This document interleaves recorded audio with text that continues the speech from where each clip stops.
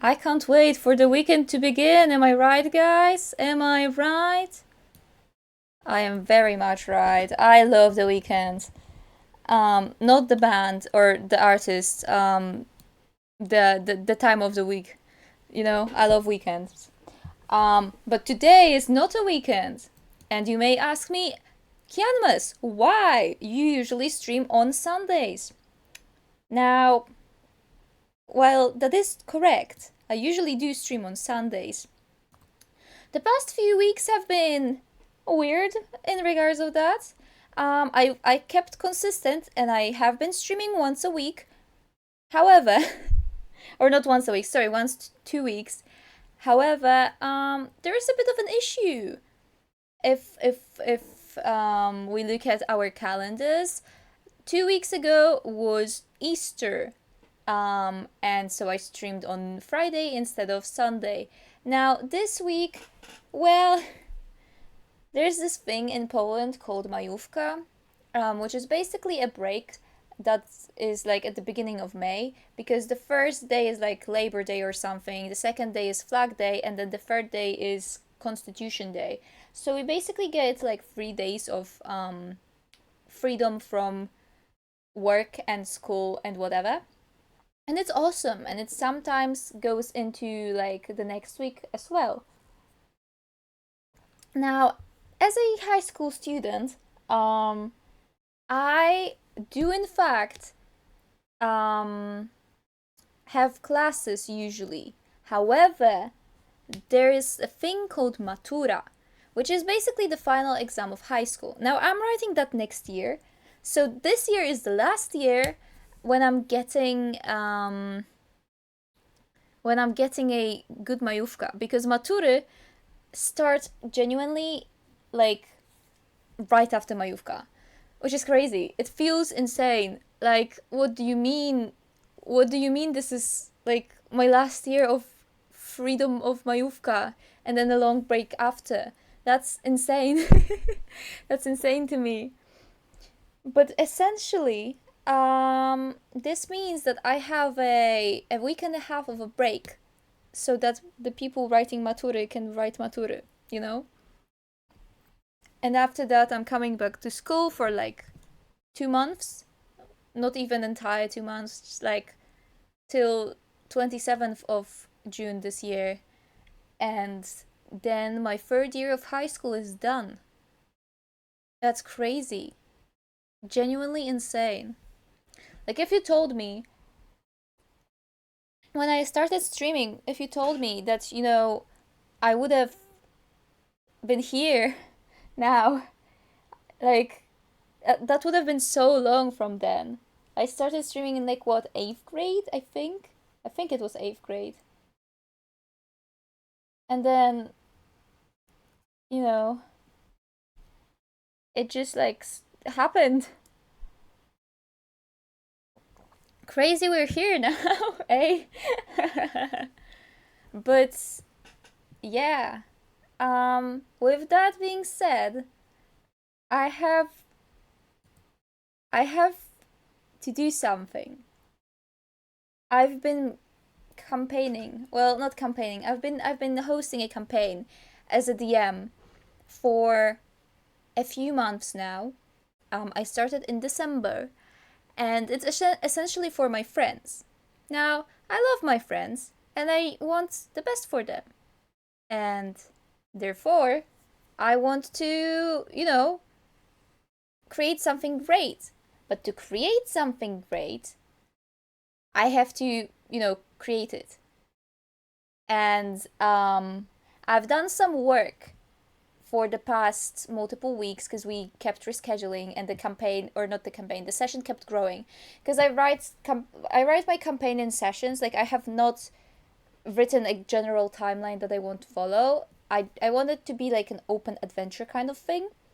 And so today we're finishing my campaign, and the reason why I'm not streaming on Sunday is because that campaign is taking place on Sunday. I keep saying campaign when I mean session. This is dire. um, Essentially, I have I have had like two major arcs already. The first arc, oh, actually, well, it depends. So, what I have prepared is we had the zeroth arc, the beginning of the campaign, which was supposed to be a one shot, and so it's I kept it as a one shot. It was a one time like I don't remember what I called it. Hold on, because I think it then evolved into the first arc. Let me look, because I want to give you some background info, because today we're working on that. So the first thing, yeah, I think it evolved into the first arc, which is called the Malaki arc. Malaki was the first character, well, one of the first characters they met, and he's essentially like a person who made them, who told them to kill a god. Although gods do not mean the same thing as they do in our universe, it's not like, it's more of a Shinto, like maybe not Shinto, but like picture picture a higher being, not essentially like, not like in Christian religion, not like the god, but more like a higher being with higher powers, which can then like, you know, exist. That's what I had in mind, because I don't like the idea of one huge god that like does everything. Like that's, I think that's overdone a lot. So I wanted like something more, like just a celestial being, I guess. That would make more sense in what I was thinking about. So yeah, in the Malaki arc, they essentially went on a journey to kill a god. Did not kill said god because they talked to the god and realized the god is actually cool. Enter Kiaria, my Pookie. I love her. She slays. Essentially, she got imprisoned, and yeah, so they let her escape, and in turn she granted them a stone lets that lets them summon her once. And yeah, they haven't used it yet, which is good. I wonder if they remember that they have it, you know? Maybe they don't. If they don't, that's crazy. Because I'm not going to be reminding them. I think one of the characters has it on their sheet, but yeah, I've tasked them to redo their sheets, because 2 out of 3 of my players did get like pre-made sheets, because this was supposed to be for like a, one shot for a school game night. So I prepared a one shot for a school game night. And so there it is. There it was. And then since all of the players were my friends, I was like, they were like, "Hey, can we continue this?" And I was like, "Hell yeah!" So we continued it. It's very cool, and I loved it. Like genuinely, it was the biggest confidence boost ever. Because at the beginning, I was like, "What if I'm not good enough of a DM?" Because that's every DM has an imposter syndrome. It's canon. It's a canon event, guys.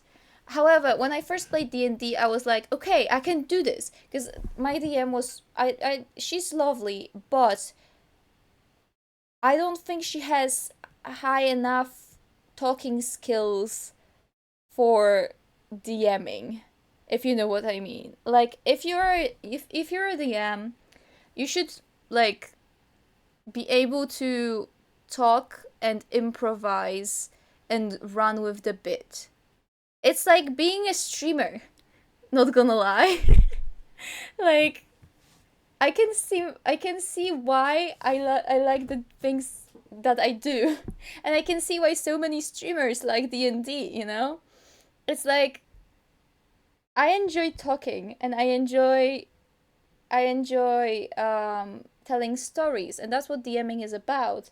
and many streamers also do enjoy that. So it's like that essentially.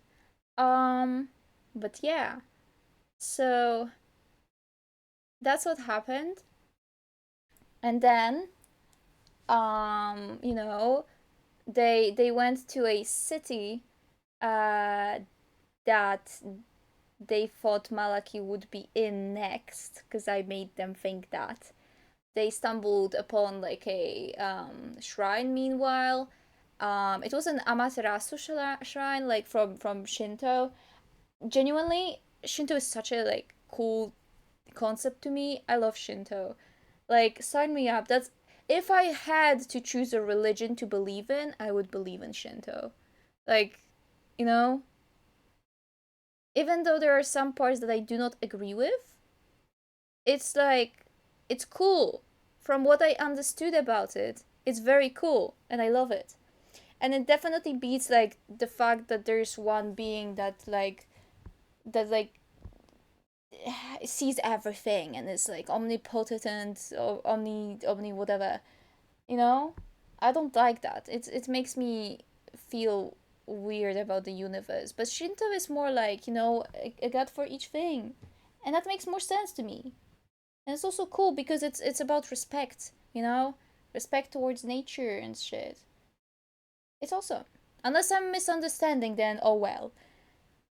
But like, the core beliefs that I have found throughout like searching about it have been awesome. And I absolutely love that the first and most important goddess is a woman. Finally, woman representation. I love that.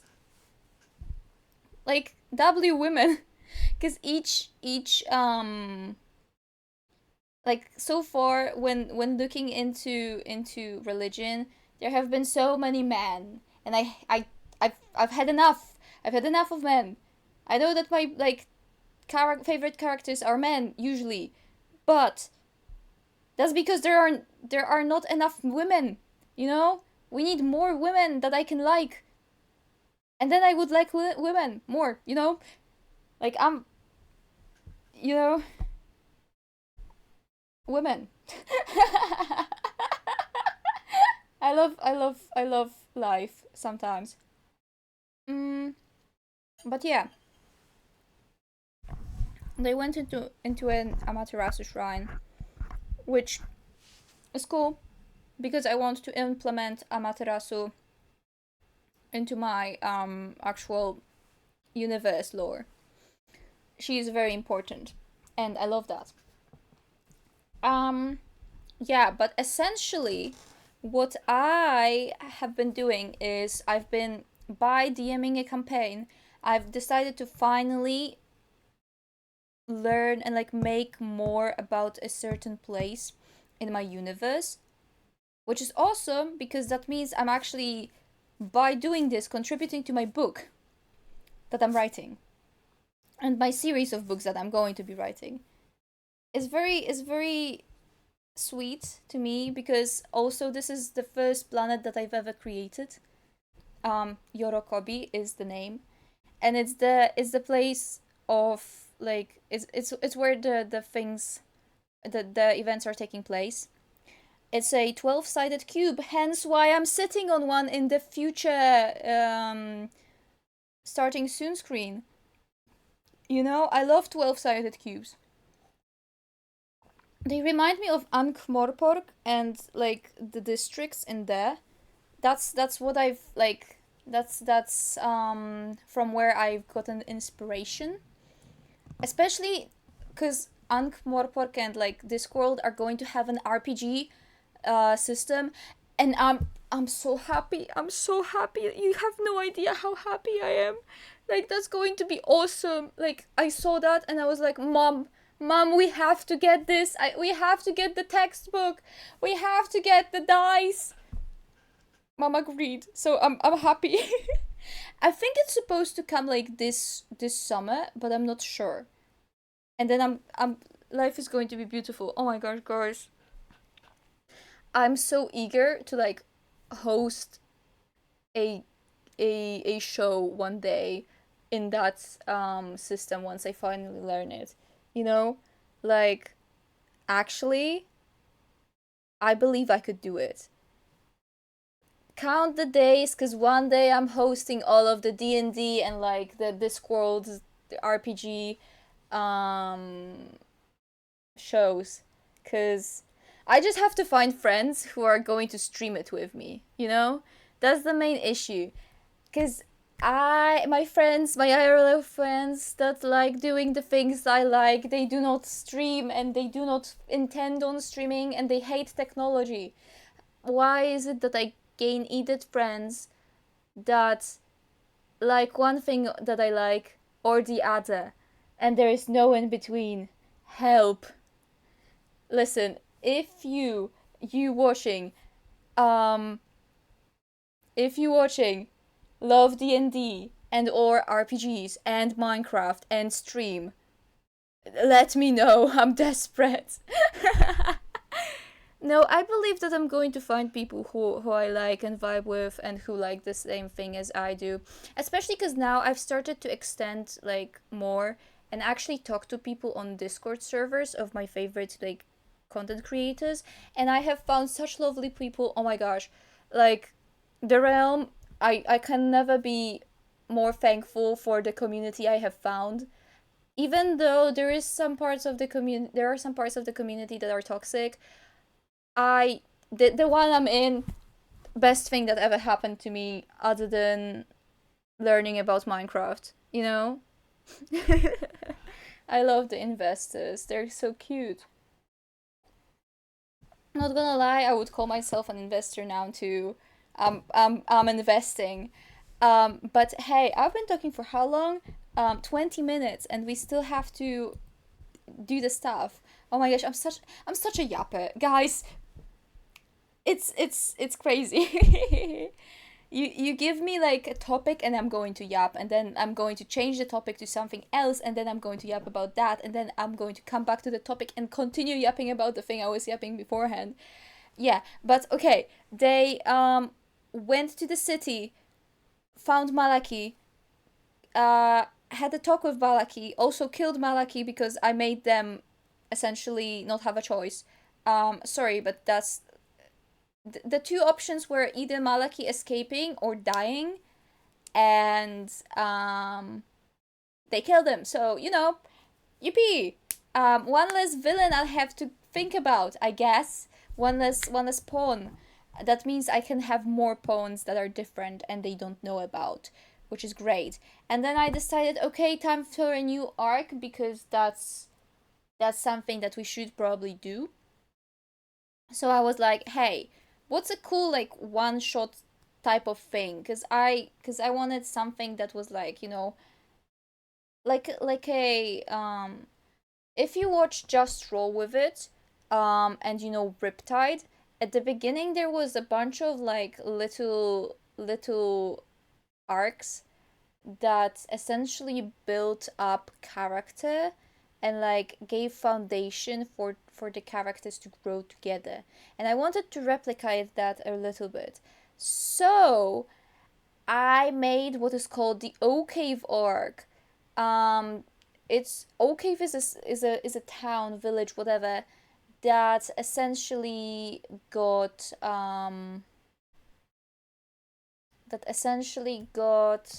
what's the word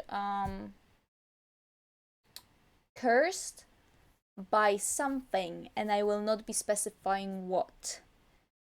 Because that's huge spoilers for how my universe works. And I don't want to give that up for free because I'm going to be writing books in this universe. I'm actually currently in the process of writing the first one. I just have to get my shit together and write.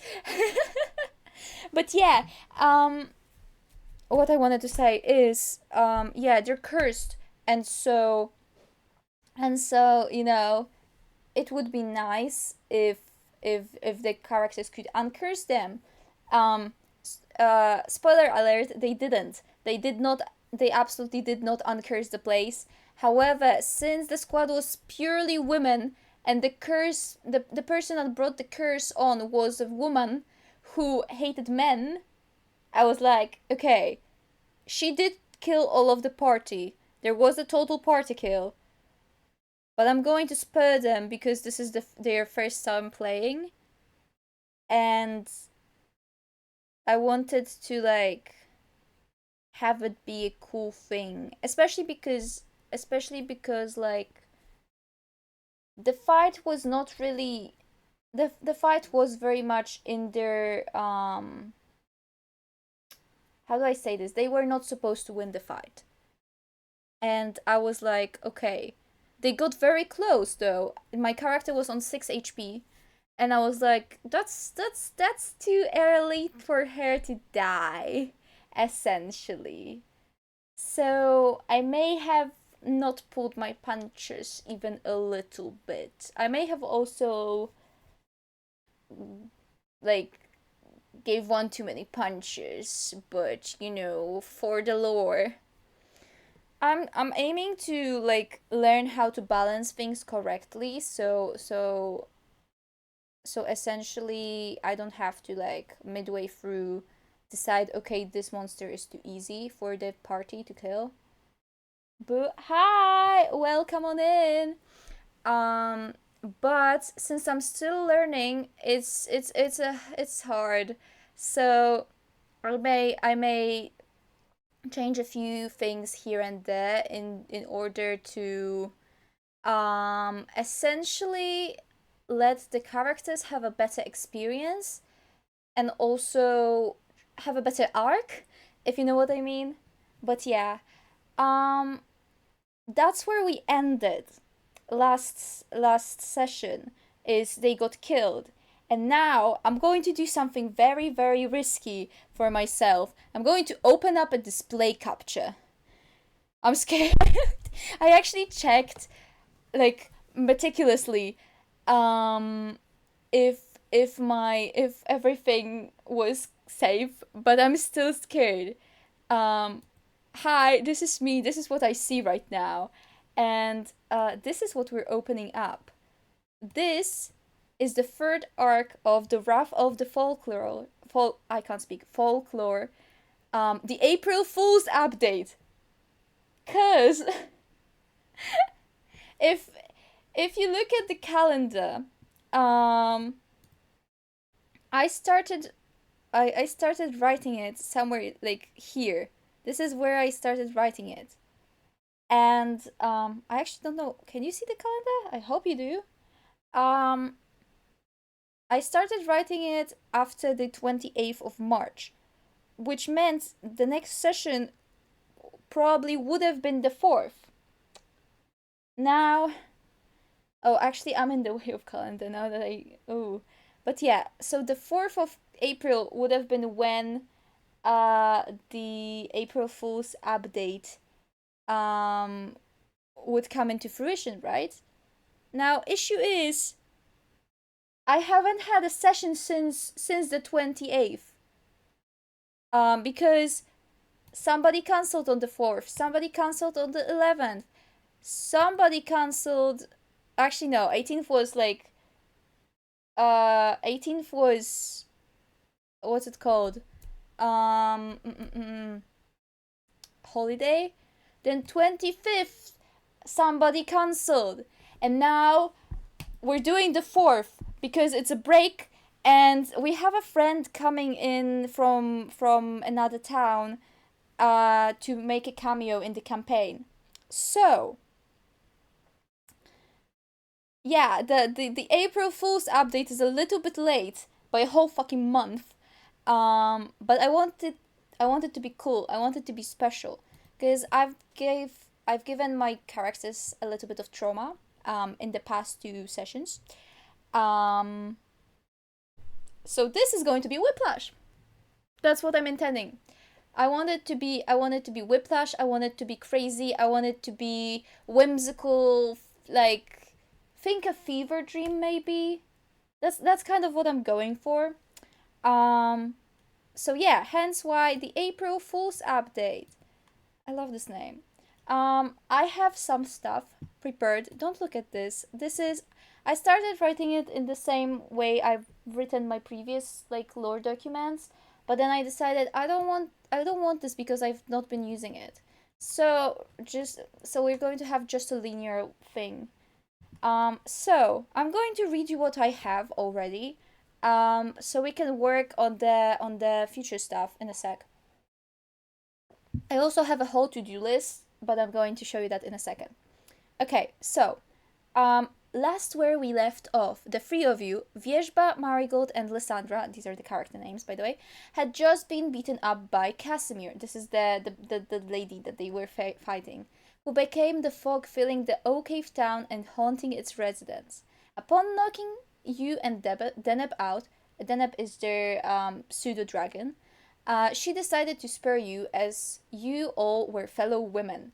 Um, crazy argument, but it makes sense for her in character, so we run with it. The fog carried you to the Oak Cave marketplace where you woke up all on 1 HP. Now that you are no longer unconscious, you feel the fog nudging your brain and the words seeping in. Leave if you want to live. You may only come back once you get stronger. I will not spare you the second time. That's Casimir basically saying, yo guys, level up before you fight me again. That's what I'm saying for this. And yeah. And then your limbs begin to move automatically and you get carried away just outside of the town. You are no longer controlled by the fog.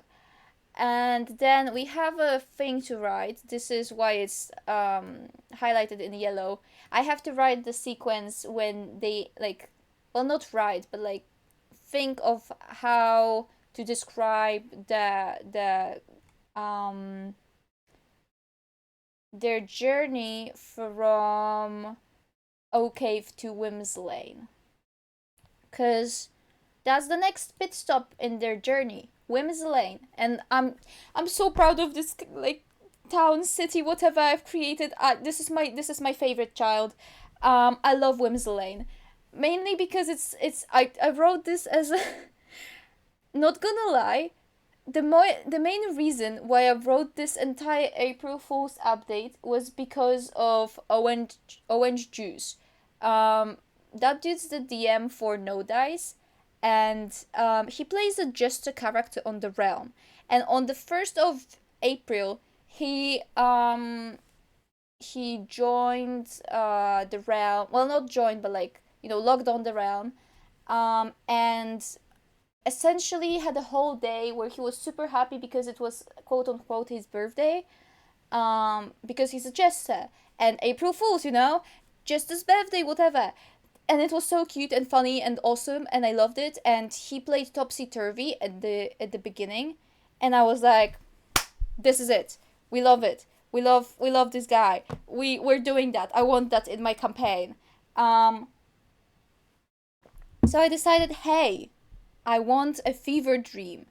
And also at a similar time, I was very sad after Tabathon ending, so I was essentially instead watching Just Roll with It, and I got to the part of Riptide when they were in a carnival. So everything just lined up perfectly for me to want to write a carnival esque something. So here we are. Here's what we have. Wims Lane. In order to spot it, the perception check is really, really low. Or the DC is really, really low, because I'm going to actually play you what I have in mind. 2 seconds.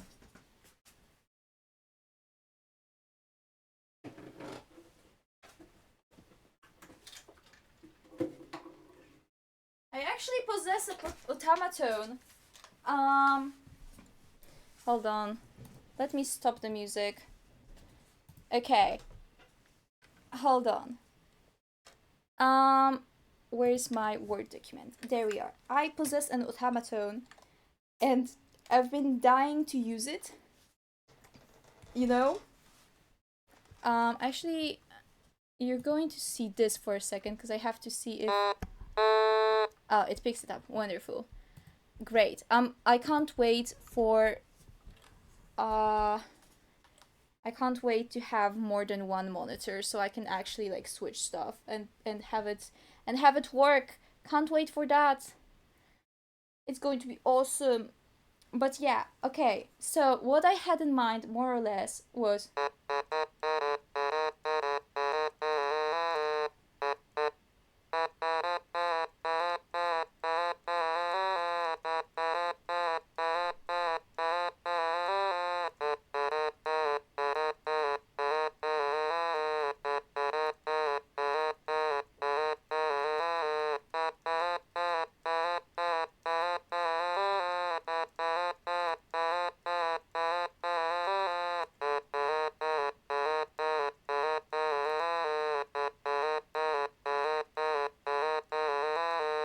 and then it just repeats, repeats, and repeats forever and ever and ever.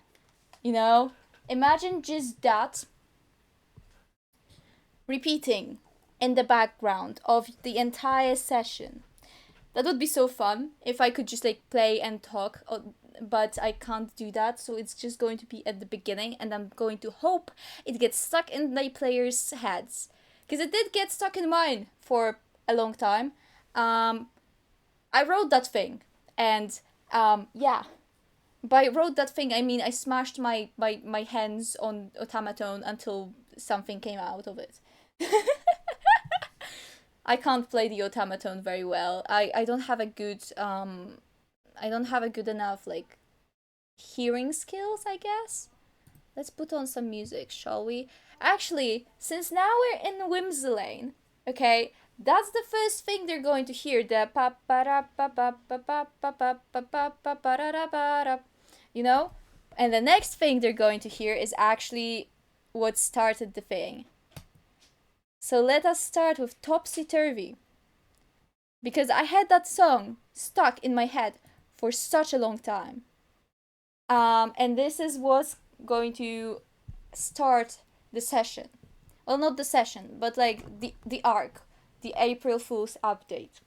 I didn't even call it an arc. I called it an update.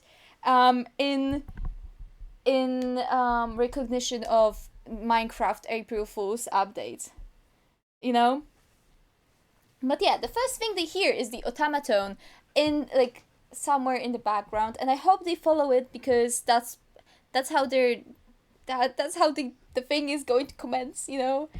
And so upon getting closer, there is a silly little green cat guy, a goblin fairy, sitting on a barrel, kicking his feet. It's the Whimsy Lane, you know? It's awesome. It's happy. It's you know? The green cat guy is Clip Glorp, who I definitely there are going to be so many references in this campaign. In this part specifically, I decided, hey, this part is for me only. Nobody's going to get the reference because none of my friends watched or watched the realm. But I'm going to enjoy this because I can. Essentially, I love references because it gives a nod to my favorite characters and my favorite arcs and like characters that I absolutely hate and all of that, and I can finally have other people understand with also not while also not understanding and not having to sacrifice their not want to learn about the realm, you know. But yeah, so a goblin because the guy is green, I guess.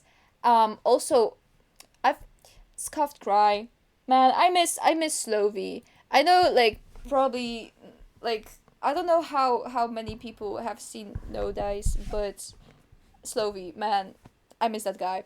Um, so yeah, we got a green goblin cats guy named Glipglorp, and it's supposedly the first thing they see in the Whimsy Lane.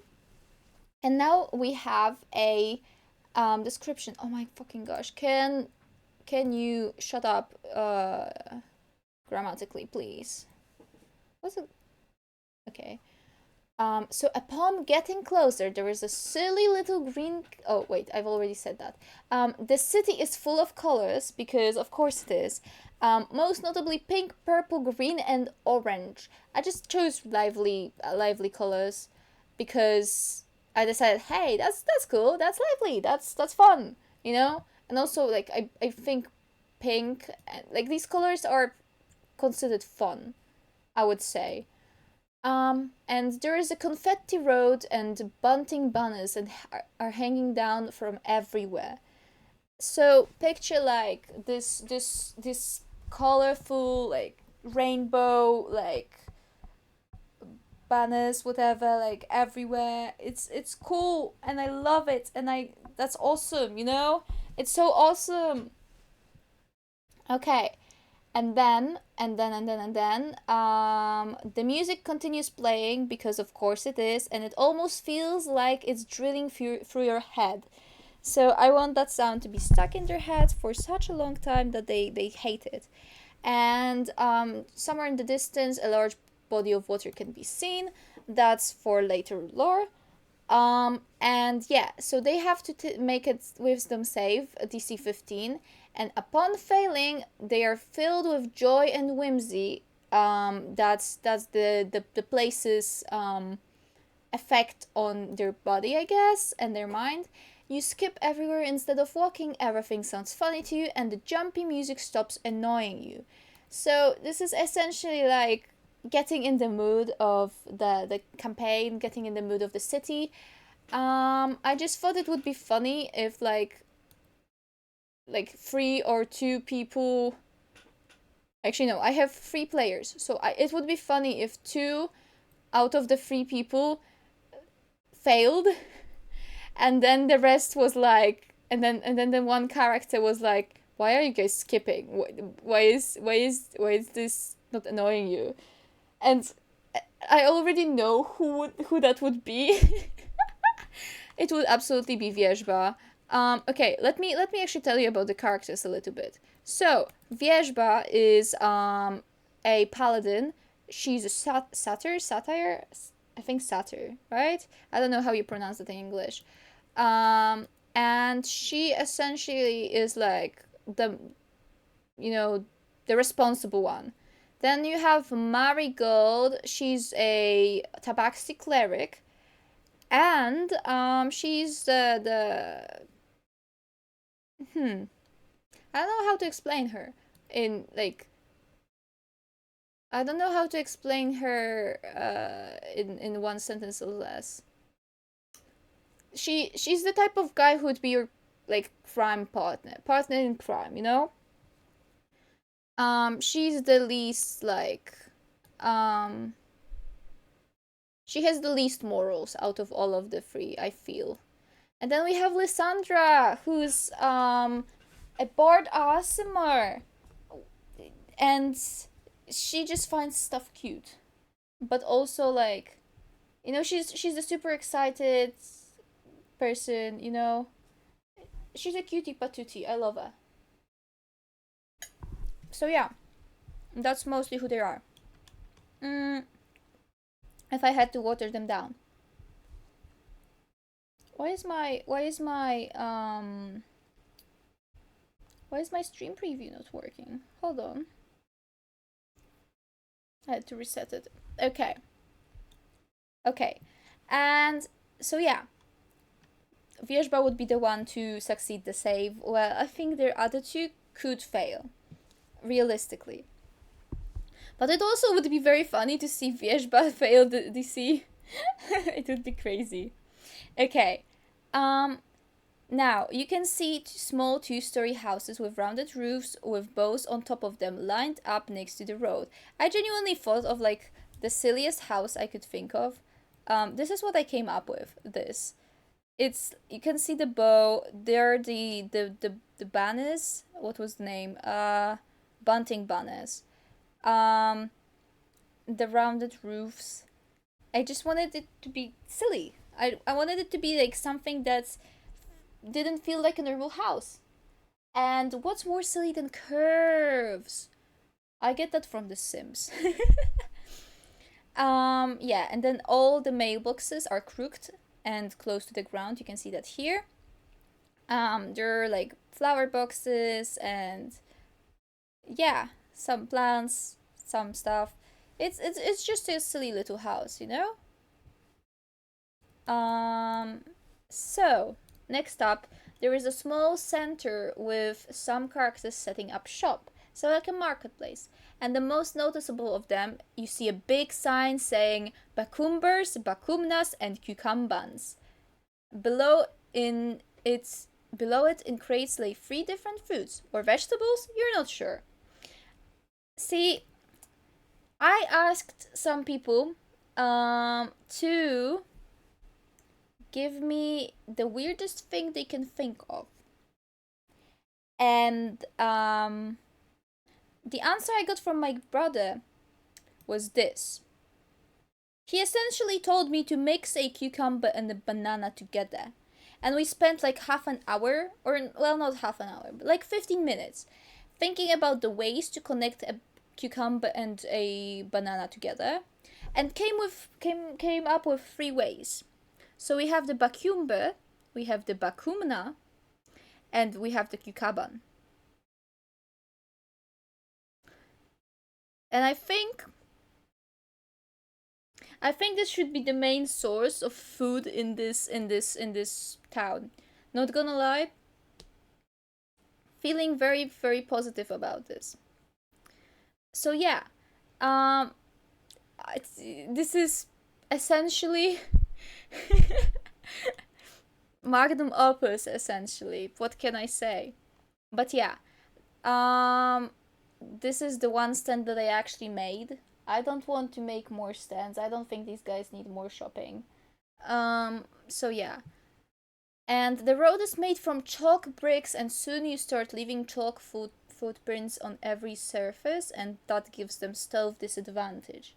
I think it's a fun mechanic to like actually consider. Like, think of just walking on chalk all day and then having the soles of your shoes be dirty and then leaving marks. It's so funny. I love little details like this. Okay, and now onto the pit stops. Because I did have to make some, you know? They have to do something in this town, you know? So first of all, they can talk to Glibglorb, they can talk to Juster Justea, they can talk to triplets, Fan, Lan, and Ran. They can talk to a doomed Yuri couple, Twizzle and Tizzy. I love doomed Yuri. It's another reference, not gonna lie. And then they can talk to a Bakumber stand. We also have to add another character in here because of the cameo, and that's what we're going to be working on today in a little bit. So let's talk about Glibglorb. Okay, so first of all, Glibglorb. Okay, I think I want to channel something like Glibglorb. You know, I want to channel that. I want to channel that voice. And then he's going to be talking about the show at 12 a.m. big stage because he's going to be taking part in it. I'm going to explain about the show in a bit with Juster Justea. And basically a green goblin cat. I don't think they need to know more. I think Glibglorb wouldn't say more. And also I have some aces up my sleeve with Glibglorb a little bit later. Well, not aces, but it's like, you know. So now Juster Justea. This is the most important character of the April Fool's update, not gonna lie. I'm going to be dressing up as her. Because I love dressing up as my characters that I play, because that gives like some sort of way to like picture the stuff, etc. And it's also cool. Last time I went as a fog. I went as the fog and enjoyed it deeply. So yeah, I think I'm going to continue doing that. So, because beforehand I just wore purple because that's the color of Yorokobi, or the color I chose for Yorokobi. But I think I can just dress up as the characters, and that's going to be fun too. But let's talk about Juster Justea. I unfortunately don't have any art for her. I need to probably make some, but I'm a little bit lazy. Well, actually, I made some, but it's more like just of the outfit that I want her to wear. But yeah, she's a tall woman, her skin sepia brown color, yellow, orange, and black, just the outfit with puffed out sleeves at the end and dungarees. Now, I don't have dungarees that fit this description. I think I'm going to just change it. So let us mark that to be changed, because I do have another outfit in mind that I'm going to change this to. I would have loved to wear dungarees, but I would have had to made them, and I didn't necessarily have time or want to do that. And she's going to scream, "Come on and all to the comedy show taking place today at midnight!" You know? And she's going to tell you all about the comedy show, TM. That's the name of the big show, and it's happening at 12 a.m. on the big stage. There's going to be live music, because why not? Because hell yeah. There are going to be performances by the best actors, singers, and comedians in the world. By the world, we mean Yorokobi, I guess. Essentially, this is a big event. And if they haven't heard of it, it's because they haven't had enough fun in their lives. A? Not because it's a small show. No, absolutely not. And then she's going to say that people are coming to Whimsy Lane from every side to this event. By every side, I mean there are 12 sides of a 12-sided cube. So each side has a different, like, people, like, it's like every side is its own district, in a way. And she will accidentally make the party break a very important, very expensive background set piece for one of the performance.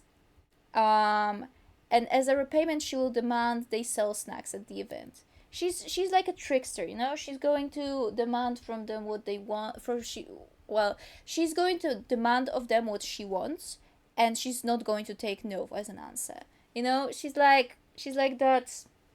Have you ever had, like, of people twisting your words against you? That's going to be her, essentially. But I have a little bit more in plan for her. Yeah, she's also probably broke. Not gonna lie. But she's the person taking care of the comedy show.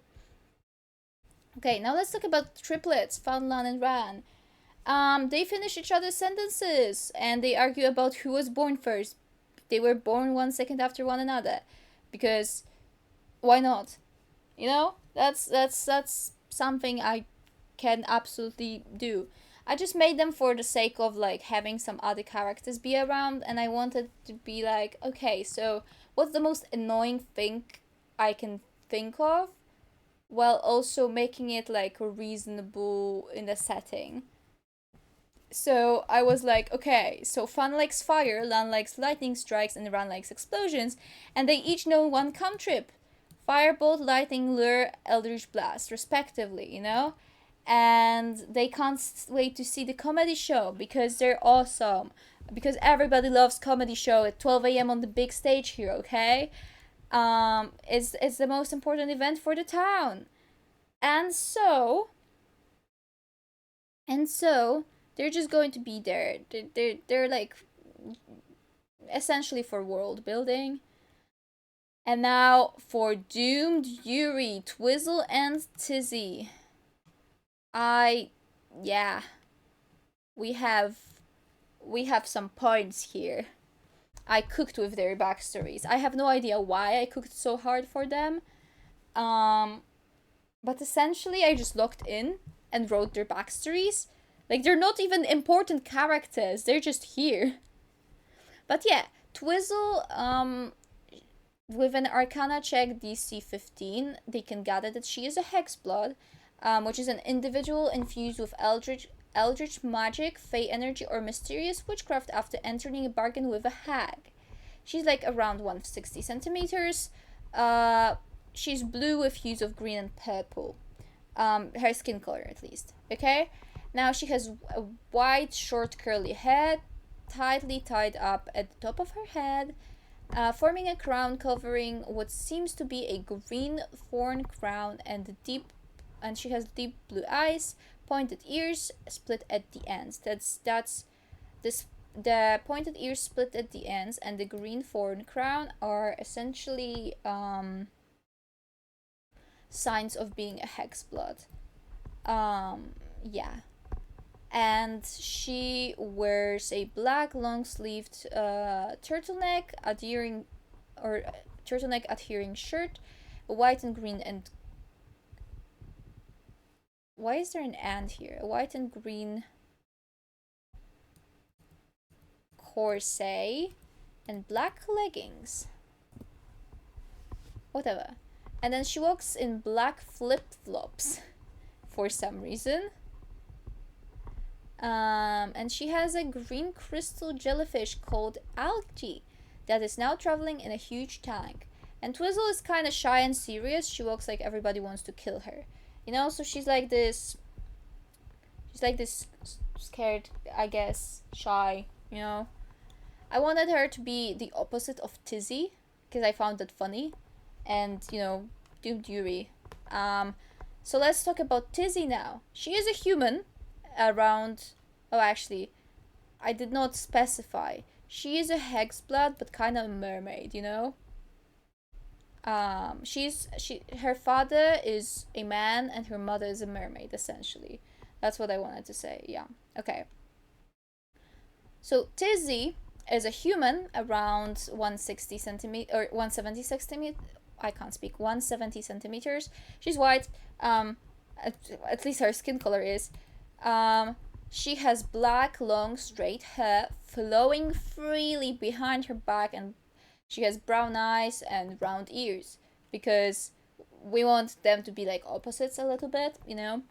And then she wears a chestnut cowboy hat, a chestnut and black corset, a white skirt made of stripes of fabric, and a white shirt with shoulder pads and three-quarters sleeves that flare out with a slit.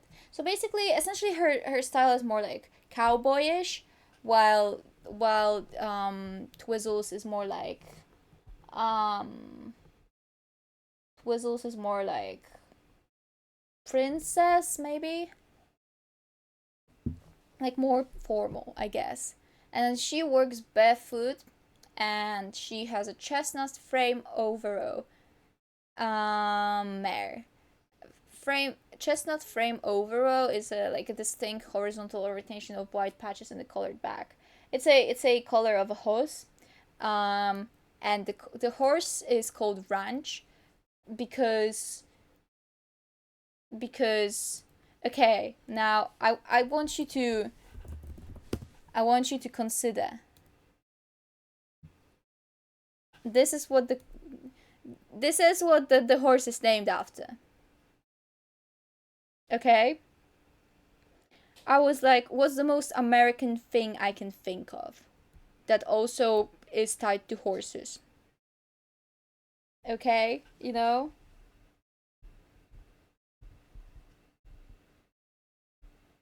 You know? That's what I wanted, essentially. Why isn't it letting me? Oh, that's why. Okay. Wonderful. Okay. So, this is what I was thinking about when naming Ranch. What I was thinking about when naming Algae was this. It makes sense, right? And also, I would like you. Wait, hold on. That's not it. That's not it. That's it. Uh, where is Algae? Green crystal jellyfish. I want you. I want you guys to see, cause like, cause like, this is what she's running. This is what she's rocking. Like, this is so pretty. Like, come on. And then for Tizzy, she's rocking. She's rocking. Let me show you. Let me show you. This is what she's rocking. Like I feel this is like Western coded, you know? Like, come on. You could see that as a Western horse, no? I could see that. Okay, so yeah.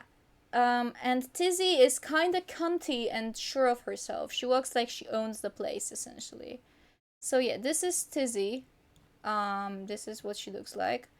I drew her as a part of an assignment that meant drawing characters um with different features than I usually do. I usually draw like I don't know I don't know what like body shape I usually draw my characters, and it's like the like a basic one. It's like I don't it's like a proportional healthy body. That's what I usually give my characters. So there's not much variation in that, and I would like to change that because I like having um I like having diversity, but I'm just bad at drawing it. So this is uh a strawberry body shape apparently. I don't know if I found that on like Pinterest or something. So she's more like an upside down triangle, hence having like wider wider shoulders. I don't usually give my characters cowboy hats, and I rarely give them straight hair. It's I don't know, it just straight hair doesn't sit right with me. I like wavy, I like curly. It's also cool to see. It's cool to draw, it's cool to, you know. Then I gave her actual lips, which I also don't do. I never draw real lips. So look at me, I'm coming out of my comfort zone. And then I don't really do skirts because they're evil and annoying to draw. Um yeah. With the rest of the fit, I don't really do shoulder pads, but corset is normal, I guess. The flared out is also normal, but it looks good. Then for hands it's nothing special. Um but I drew her bare feet, which I never do. I never draw my characters bare feet. I give them socks or shoes always. I just don't like drawing feet. So I don't like feet in general. Um, some people may think I'm crazy, but I don't like feet. And here's the lore, okay? Twizzle cannot stay on land for longer than 5 hours and grows sick if it's removed from her home environment for longer than a week. This is due to her father making a deal with a hag living in the Andasea. Twizzle's mother was a mermaid and was bound to live underwater by her parents.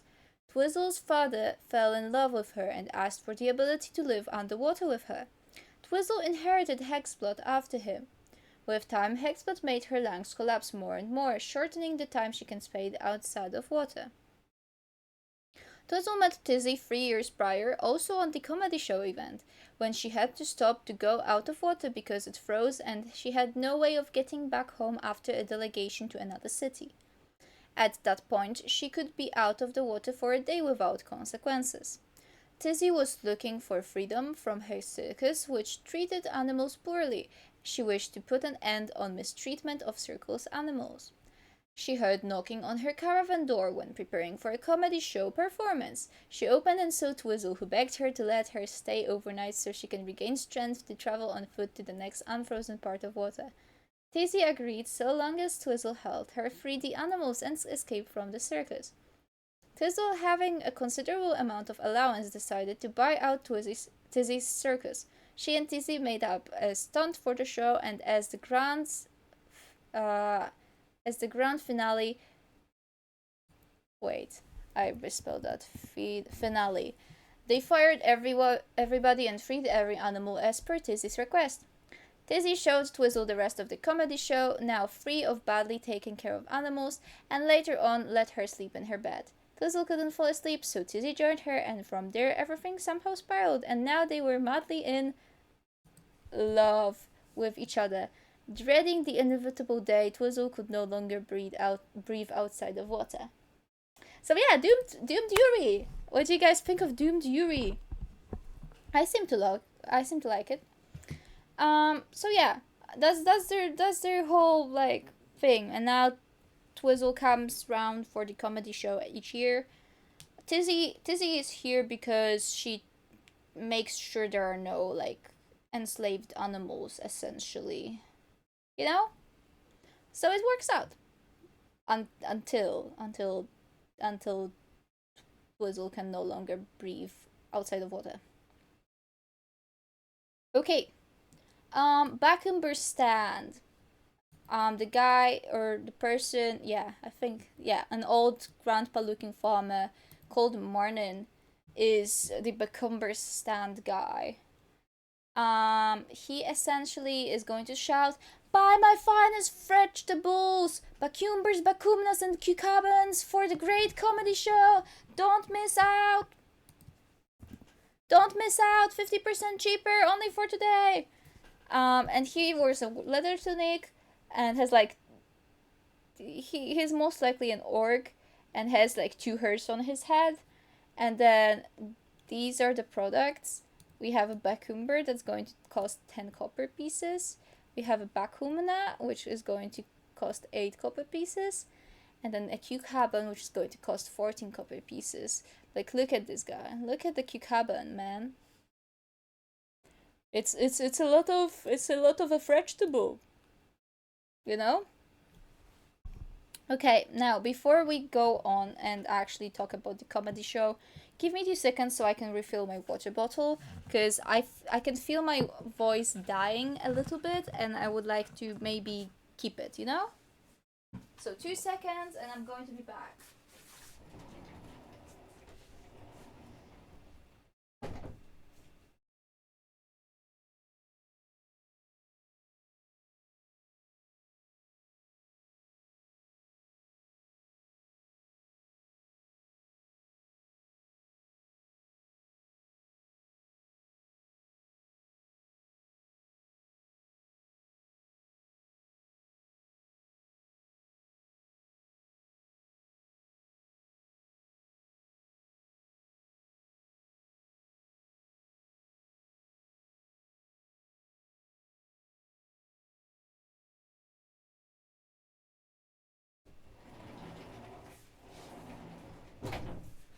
I'm back. Missed me?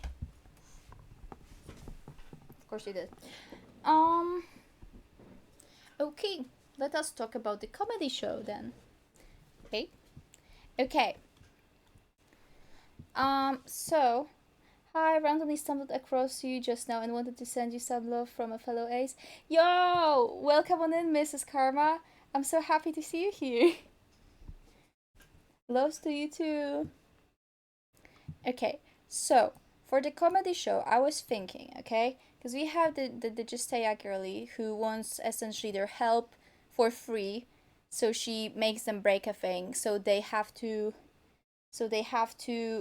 you know, return a favor, um, in quotation marks, you know. So yeah. So I'm going to have her put suits on the party so people can recognize them as snack sellers, you know? And the suits are going to be like ornate at the collar, white shirt with puffy sleeves and yellow orange overalls with a patch with a popcorn bucket, you know? So like just a little bit of a um snack seller outfit. I don't know if popcorn buckets are real in D&D, but I hope they are, because if they aren't, then that's going to be really awkward. But I'm just going to canonize them in my world. So life is going to be fine, you know? In that regards. Okay. And so the main place where they're going to be doing the shenanigans or the big comedy show is going to be taking place is a ground black tent with yellow orange stripes. And there's going to be a big stage, like I'm thinking the middle, but I'm not sure. Oh, actually, hold up. I need to add make a map. That's also what I wanted to do for the comedy show. We're going to go through the to-do list in a second. There's a lot of things to do. It's crazy that I've been talking for an hour already. And we still haven't started the work that I'm supposed to be doing today. Oh my gosh. And we're not even... we're so far. There's 5,000... Oh my gosh, there's so much. Okay. We're going to go quicker now. Okay, so once the party comes in, there are rows of seats around a half-circular pedestal. So, yeah, there's going to be like a half circle and then rows of seats, I think, and then backstage. And yeah, so the show is going to start, the lights are going to shine at the scene, and then Justeya is going to exclaim, "Welcome one and all to the annual comedy show hosted by yours truly. As you must know, Jesta, and we have a promising lineup for you today. So, without further ado, let us start this magical night." And then there are going to be performances, and there's a lineup that they've made. There's going to be a magic show by a tall human with curly brown hair and an orange on his head. This is a reference to orange juice, because that's why I wrote this specific update, you know? So, Orange, if you're watching, I know you aren't, but like, this one's for you. Then we're going to have an awfully tense dance by an ogre and a fairy, because I just decided, hey, these two guys have wildly different sizes, and it must be very tough to dance that way. But I believe in them, you know? Then we're going to have a human with a crazed look in his eye telling everybody that they're being manipulated and that he is watching them. He's going to get thrown out by the security for ruining the mood. Now, this is actually real. Well, I don't know if real is the right statement, but like, he's not going to be crazy. And he's going to disappear after getting thrown out by the security, but essentially it should, like, you know, have the characters should have a sense back in their head that something may not be right, something may not be too like, something just in general maybe a little bit different from what they think the universe is like. I just like throwing in small like Easter eggs regarding the universe, and yeah, I would like to state that they're being manipulated and that he is watching them. Maybe the he part is not correct, but yeah, someone is absolutely watching them, and they are absolutely being manipulated. But my party doesn't know that. So, so for them, it's just a crazy dude. Then we have a snail singing "Take Me to Snurge." Oh my gosh, wait. Hold up. I don't think I need to check if this is, maybe it's real on this, maybe it's real here. It's not. Okay. I wish I could, I genuinely wish I could play you this, but I think it's copyrighted. You know what? Fuck it. Spotify, you stop for a second. I'm going to show you a part of it, and we're going to hope that my VOD is not going to get muted. Okay? Take me to Snurge. Okay? I would like you to... I would not like ads, actually. I don't even know if you can hear the thing. Hold up. Properties. No, you can't. So you're going to have to... Hold on. Okay. I'm going to have to do it... Oh, I'm so sorry. Like this. It should be this one, right?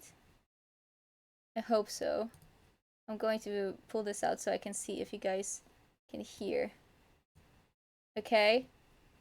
So this is the thing. Hello, can I cannot, whatever. So this is certainly something that I have found. Okay. Well, it's very popular on the realm. And it's very funny. Snail's got humor. She's the sniggle at a funeral. Knows every snail's disapproval. Should her snore shipped her snooner. If the Snevens ever did speak, she's the last true snouthed piece. Every snonny's getting more. Hey! Welcome on in. We're listening to Take Me to Snurch because I've referenced it. Okay, you can absolutely hear. I'm going to show you guys the chorus. But hi, right? How are you doing? I would like you guys to hear this wonderful from here. Okay. We were born snick, but I love it. Command me to be snail. Snake, snake man, snake man, snake man.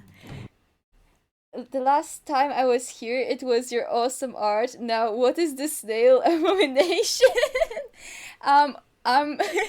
So this is what I'm doing today. We're writing. Well, I'm essentially still showing the part of the campaign that I have written, and we're going to be actually continuing writing this. I just you know, it's a reference to the realm. I don't know if you know the realm, but it's very popular there, and I love it. So I was thinking about a snail singing "Take Me to Snurch" in a comedy show that is coming up. I take back everything I just say. This is awesome. Okay, hold on, because there's more. Take me to Snitch, I worship like a snail at the shrine of your light. I'll tell you my sins so you can snap in your life. Offer me that sleepless death. Good God, let me sleep in my life. Like, this is such a good snail cover of Take Me to Church, okay? I love it. I love it so much.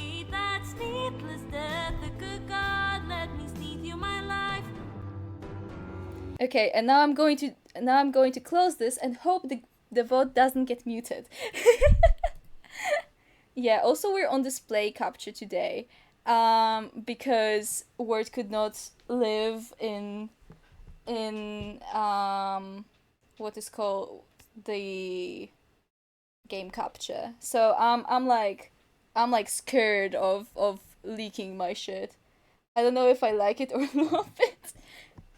Let me tell you, you need it in your life. It's Take Me to Snurch is something that chooses you. You don't choose Take Me to Snurch. Take Me to Snurch comes to you and is like, hey, you're now part of this. Okay, let's put the silly music back on. Yeah, I did. So Take Me to Snurch is going to happen at some point. I'm going to make my party listen to the entirety of it. Because why not? That's such an awesome thing to do, and I love my friends very dearly, and I definitely want them to live. I do actually want them to live, but I also want them to listen to Take Me to Snurch. Yeah, then we're going to have a tiefling showing off his math skills. I don't know. I just made that. I just needed some like random stuff happening, and the math skills are going to be absolutely crazy. I have not thought of any, so I'm just going to be improvising that. Then we're going to be having. I support everything that is happening right now. Hell yeah! Then we're going to have a ghost reenacting her death. She drowned, which is going to be just me making weird noises for like 2 minutes. I don't know how I feel about that, but I find it hilarious. As a concept, because imagine this great like comedy show where like, you know, like everybody's here, everybody loves this place, everybody loves what is happening, everybody just, it's pure laughter, joy, whimsy, whatever. And then imagine you go to reenact your death as a lark, as a jest, as a joke. It's the laugh through the pain ultimate boss, you know? I think my my laugh through the pain is going to show here. Then we're going to have an Aarakocra artificer with long brown hair, partially in a ponytail, presenting her singing band that contains a bear, a bunny, a chicken, and a fox. Now, when I said that there are going to be a lot of references, I meant that absolutely I am going to put in a Jaden Animations cameo with Five Nights at Freddy's band. Like, come on. Like think about it. Like, come on. Jaden Animations in my D&D campaign. This is like, you know, I love the fact that I can absolutely do this. This is wonderful. And now we're going to have Glipglorp, the character that I've talked about previously, like somewhere here. That character is going to be putting on a show about his long lost lover and their toxic relationship. Okay? So this is also the Realm SMP reference. Glipglorp is going to be Pilly, and if you ever want to like get to know more about what all of this means, I suggest you go on the Realm SMP wiki and read Pilly's page, Pilly the Town Cat. There are like 3 of them, and that may give you more info on that. But essentially, we're going to have a Pierrot, which means melancholic clown, and this is what started, like, seeing the name Pierrot and like seeing the meaning. It started me on the idea of putting Glipglorp, putting a show about that, like, essentially onto here. Because there's this guy called Clown Pierce, who kind of feels like a melancholic clown at times, that Pilly had a crush on, I guess, and then he like fought him, and Clown killed him. So yeah, spoiler alert, by the way. Then we're going to have a scaly anteater who is reference to Pangi.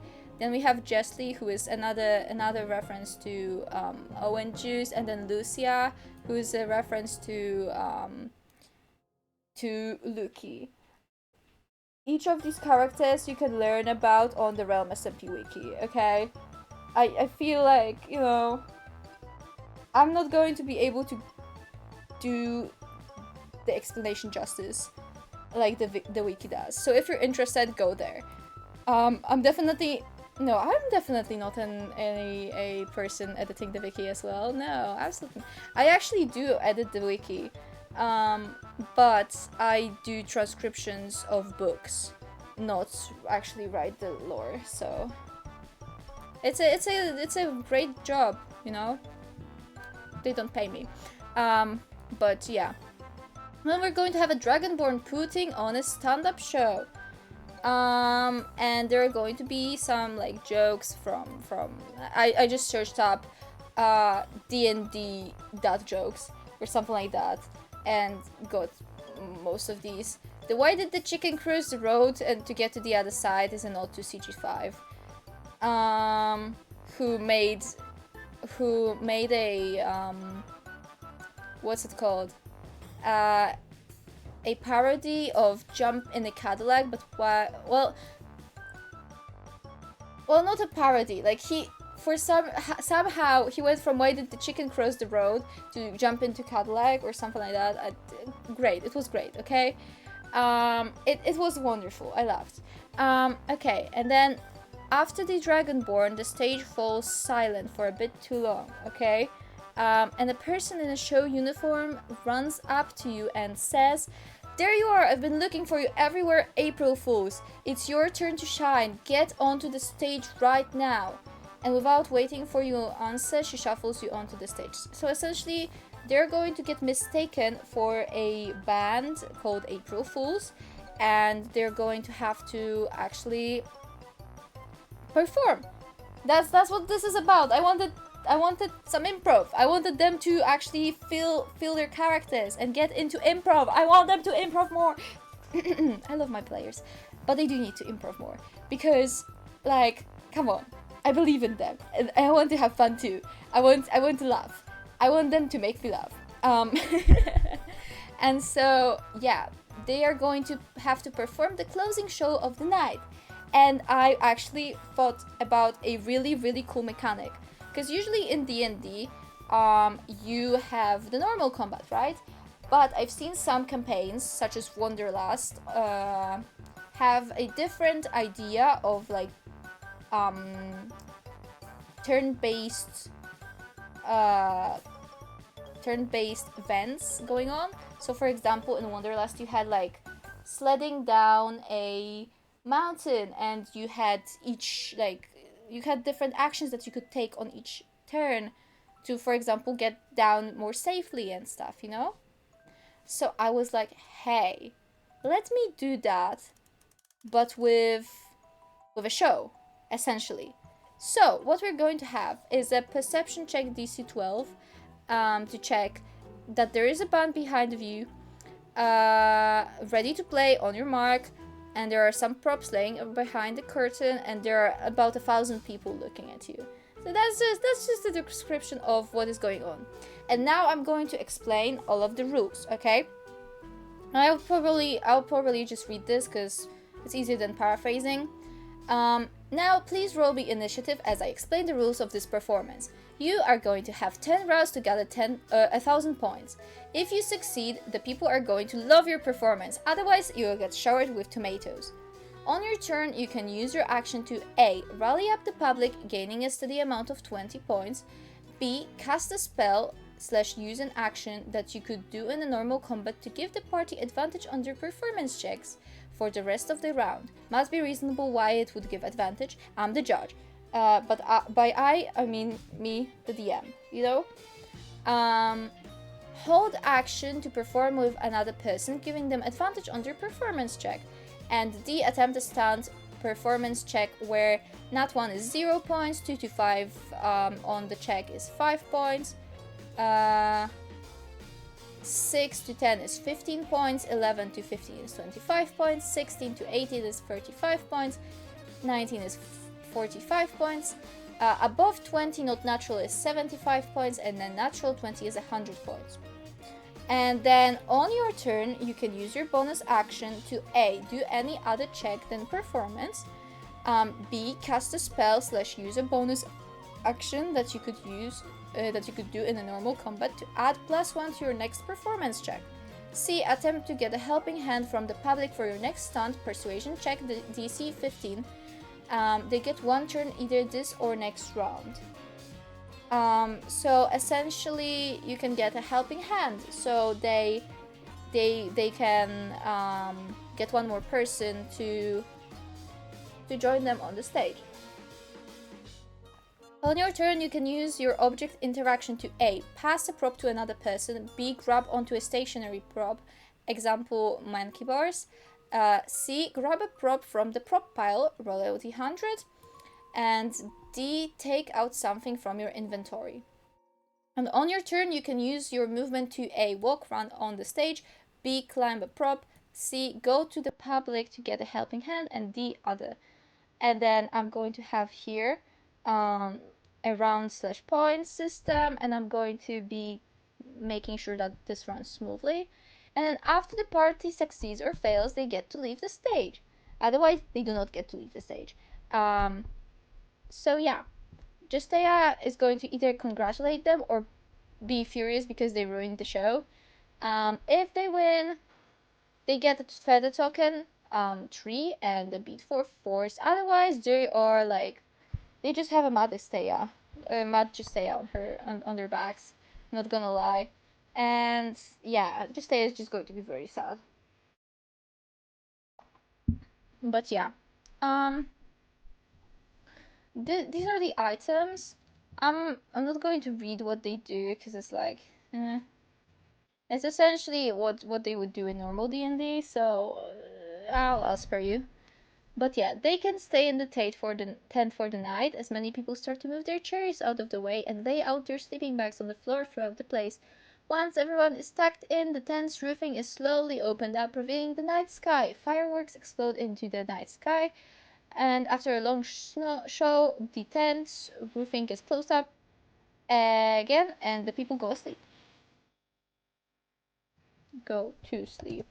I don't think I was able to. I don't think I was like I've seen so many like English mistakes that I normally wouldn't make. Maybe I just wasn't paying attention to what I was writing at the time. I don't know. Okay, then towards the morning, there's going to be a perception check DC 16 to spot Justea sneaking onto the stage and opening up a trap door, and then stealth check DC 12 to follow her. Disadvantage because of chalk. I have to remember that. Actually, I should probably bold that. But she also the DC is low because she also has chalk. You know, it's like, and also she doesn't expect anybody to follow her. But yeah, she goes for a long, dark corridor before lighting up a torch and following. The air feels moist and old, and some of the bricks below their feet are cracked. Moss and lichen made themselves comfortable on the surface. And yeah, this is like below the tent, and it's just a nice like dungeon-like place, you know, dungeon-like place. And then we're going to have Justea stop before an altar and lay something down. It is a basket, like Hade. Um, I don't know how to explain this. It's like filled with hay to have stuff in it not break, you know, and dried grass of a yellowish tint. And then a vial is going to peek out on one side. And then, despite whether they're the like just say I suppose them here or not, she's going to turn and then she's absolutely going to see them. So this stealth check DC is essentially like, it's not redundant, but it's like, okay, they're going to follow, so it's whether they see just they are naturally or not. Because if they fail, she's going to tell them, hey, do not follow me, guys. So I feel like that's reasonable. What they do with that information is up to them. But yeah, it's a little bit of like a small dialogue thing. And then yeah, she's going to turn to them and say choose a card. And there are two cards.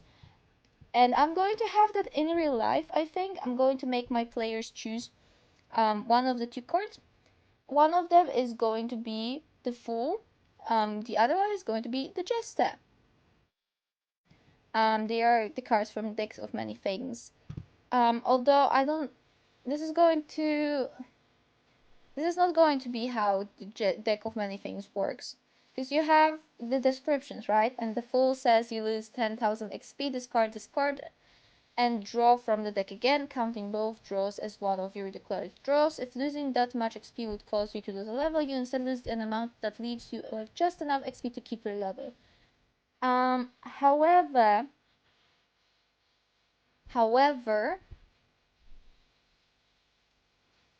however, I will not be making them draw from the deck again because there is no deck. She just gives them two cards.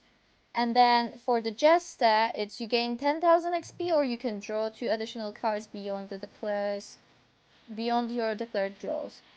They will not be able to draw beyond their declared draws because they didn't declare shit. So they just either gain or lose 10,000 XP. Or like actually, well, no, they either gain 10,000 XP or lose the XP they had over their level. I think one of these is far more like cool than the other and actually gives so much more than the other. And the stakes aren't even that high, like they don't lose a level, like what, you know? I think it's a valid thing to do. It's going to be very funny if they choose the full and they see the Justeya keep the Jester. Like, it's so fun. But yeah. If the party chooses a card, its effects are instantaneous, so I'm going to basically say, guys, put yourself on this amount of XP right now. You know? And then they're going to get XP also from the session, so it's like, if they get the Jester, I think they essentially level up. Which is crazy, because I just made them level up, but like, you know. Okay, D&D levels XP. Let's see, because I actually don't remember. I think they're level 4? Yeah. Yeah! I think they might even level up twice. If they get the Jester. Depending on how they play their cards. You know? That's crazy. That's absolutely crazy. I did not think about that. That's fine. What's bad in a little bit of a gambling, eh? Especially in D&D. They may also lose the XP, so I guess it's not that, you know, not that deep. Also, I don't mind them leveling up. Because they're squishy right now, and I want them to fight cool monsters and not squishy ones, you know? But yeah. This is where the conversation can be held with Justeya, and she has taken care of the comedy show since she was 5 years old. I did not decide how old she was, but that's fine. We're going to state, hey, she's like, I think she would be like around 20 something, like 25 maybe, but I'm not going to state her age, so it's fine. And what we're going to be working on is, there is a creature that lives underneath the great tent and has been banished to feed on human laughter. So I want to work on that. And then also I have a table of things that can happen.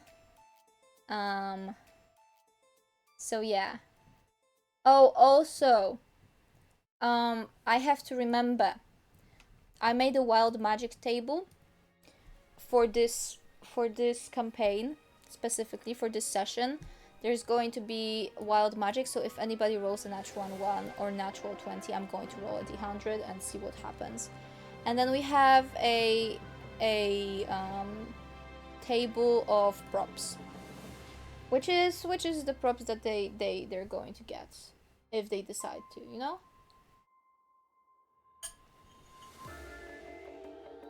Mostly these are just random stuff, random things, but yeah, you can get like fake wings or a potion of flying, I guess. You know, I enjoyed making these. I just wrote down random shit. Okay, but then we have to finish the monster. Now here comes my to-do list, okay? There are 6 things that I want to do today, even though it's already been an hour and a half. Oh my gosh. I've spent an hour and a half yapping. But yeah, there are a few things that I want to do. So first of all, we're going to start with the stat block. We're going to start with number 2, because I've already started it and it's really close to finishing. So it's going to give me the boost of happiness knowing that I finished something, okay? And then we're going to write the in between the O Cave and Whimslane scene, because that's also very short. We're going to add Marco to the campaign. This is the guy that's going to be a cameo, okay? So it's just like stating, hey, this is where he comes in. Then we're going to continue writing the Justeya and Kyle Kambistoma lore. I don't know if we're going to draw the Celestial today, I'm going to at least like try. I'm going to finish the writing, the lore. We'll see if we have time for drawing. Then I want to also make a map for the comedy show so the players can see. And I want to review the Spotify playlist. Because I made a Spotify playlist and I want to see if... Oh, I made a Spotify playlist. I made multiple of them. And I want to essentially see if I have every Spotify playlist I need. So yeah, without further ado, let's actually start working. This is the Kyle Cambistoma. This is what we have so far. It's a huge celestial, lawful good, and it's got really high natural armor, a lot of hit points. I hope they don't decide to fight it, because they are absolutely going to die, because it's strong, as you can see here. And so far I've decided to give it legendary actions, because I want this thing to come back, you know. I was actually thinking about making it so they decide to choose, like, they can choose to help Justea, right? And if they choose so, they're going to have to slay this at some point, because I don't want to spend so much time just writing these cool things and then not have them experience it, you know? And then killing it would be a good thing, because then they're going to free it of a curse, you know? Maybe?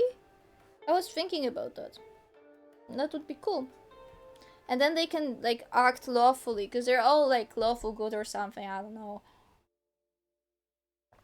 And so, you know, it would be fun. So yeah, essentially what we have right now are legendary actions and layer actions. So, the monster can take 3 legendary actions, choosing from the options below. Only 1 legendary action option can be used at the time, and only at the end of another creature's turn. The monster regains spent legendary actions as the start of its turn. Okay, so this is like normal legendary action stuff. And yeah, so the actions are: number 1, happiness. The creature's skin shines and glimmers. Every creature in a 20 feet radius must succeed on a charisma saving throw DC 19 or become charmed. Then we have joy. The creature's eyes light up. Every creature in a 20 feet radius must succeed on a charisma saving throw DC 19 or lose concentration on any spell. All spells that have long-term effects end immediately. So for example, if there is like a cone of fire that is like just there, you know, I don't know. Some spells have like long-term effects. Or like, for example, if they have been hit by wild magic and turned into an animal, they would automatically unanimal. Or like polymorph, invisibility, potion effects would also end, you know? It's like splashing milk on yourself in Minecraft, essentially. But it's joy. And then we have whimsy. You can see what I had in mind with naming these. It's just a happy guy, you know? And then we have whimsy. The creature's gills move in a wave-like pattern. Every creature in a 20 feet radius must succeed on a charisma saving throw DC 19 or spend their next turn laughing. I just wanted it to be fun. I wanted it to be cool. I wanted it to be silly. And then we have lair actions, because this is going to be in the creature's lair. When fighting inside its lair, the monster can invoke the ambient magic to take lair actions. On initiative count 20, losing initiative dice, the monster can take 1 lair action to cause one of the following effects. A lark. Laughter can be heard throughout the entire lair, seizing possibility of communication between creatures. A jest. A flock of 1d12 ghosts appear. They take on a form of jesters previously seen by the creature. Each jester performs a jest, spanning from borrowing someone's weapon to blinding them with glitter, and disappears by the end of the round.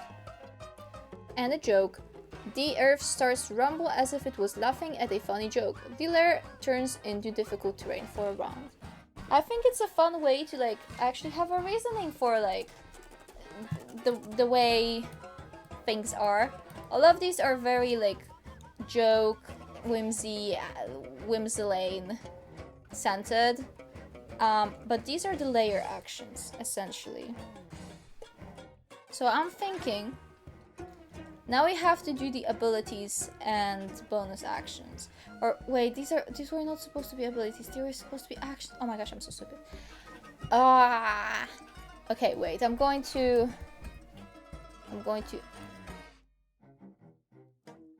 I misspelled that. I'm going to add them as actions and then delete them from abilities. They were not supposed to be abilities. Oh my gosh, that's so awkward. Smile.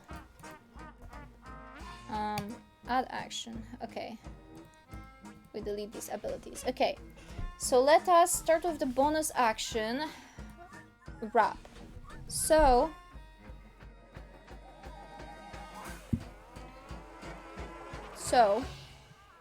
how do I want this to work? I want this to be like a grapple attack, so it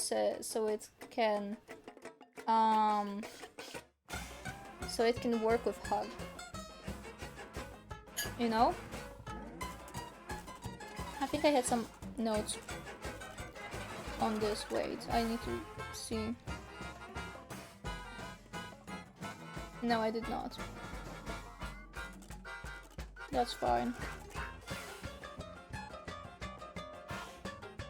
That is a-okay. Oh, I'm slowly losing my stamina. That's not good. Okay, so for wrap, I was thinking something along the lines of the creature extends its tail and wraps and tries to wrap a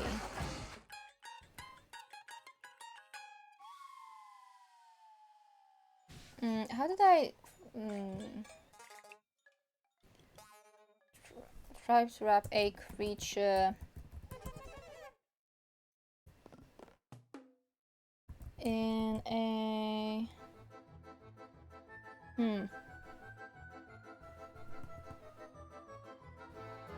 to wrap a creature with it, grappling them.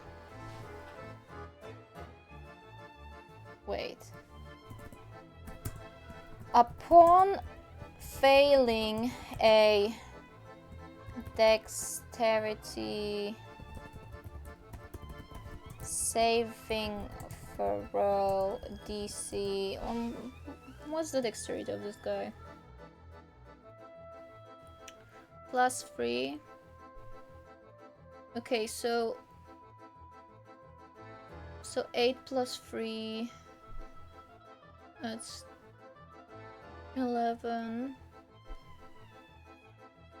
DC 17 would be it. I count this as like the I calculated it as the spell DC because this guy's magical, but I wanted it to be different than the DC 19.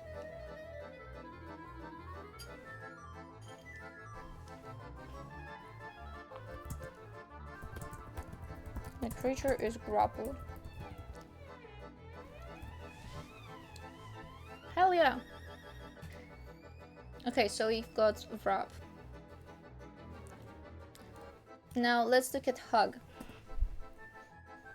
If the creature has wrapped,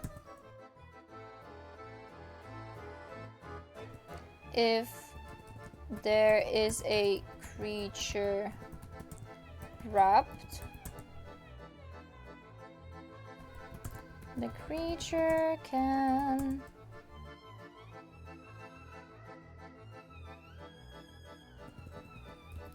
squeezes it, giving it a big hug.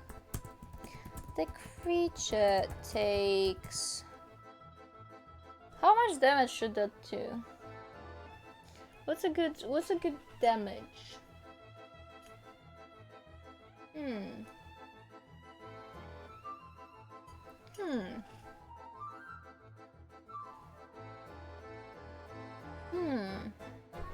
actually don't know.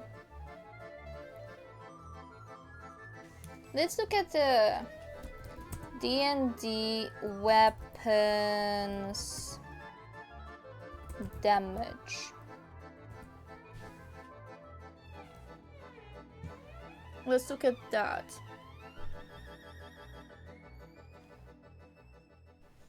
I would like to have a... here we are. Damage.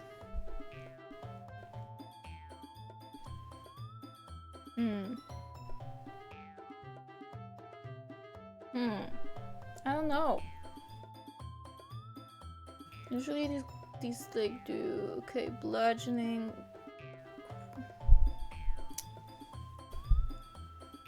I don't know how to like name it, how to word it. Squeezing damage. D&D. Oh, wait. Stack exchange. Trying to make a large monster with the Swarm Devil that can grab and squeeze in.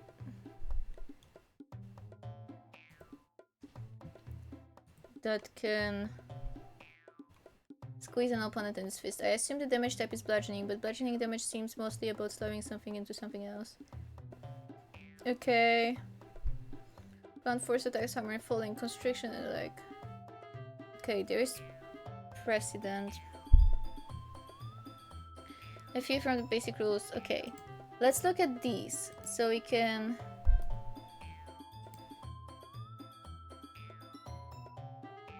So we can think how much damage it would do. Giant crab, claw. 1d6 plus 1 bludgeoning damage. The target is grappled. So this is 1d6 plus 1. But the challenge is 1/8.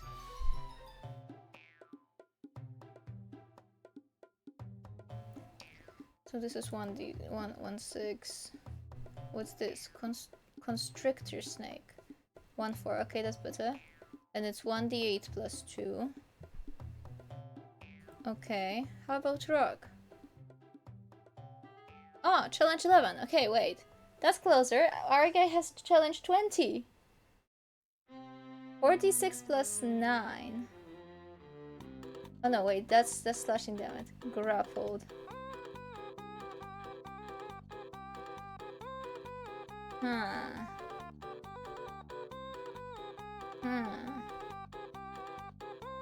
think I like the multiple d6. That's reasonable, right? I think we can use the 4d6 plus 9. Well, I'll use that.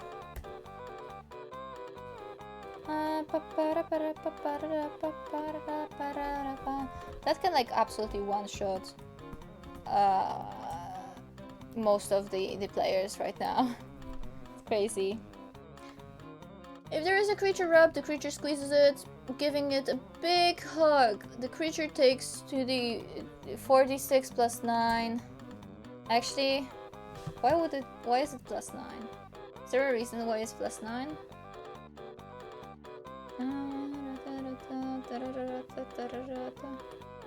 This is plus 9. Oh no.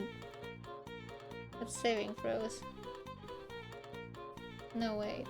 Proficiency is plus 4. So this would be plus 4. I don't know how that's calculated, guys. But let's make it plus 10, just for fun. Just so we can absolutely one-shot every character that every player that I have right now. Woo! Okay. The creature takes this much blood gaining damage. Is that how you spell it? How do you spell this?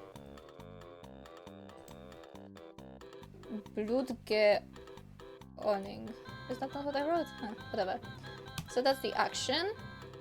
Now let us see tickle. What do we want to do with tickle? I know what I wanted to do with tickle. So the creature swipes its tail at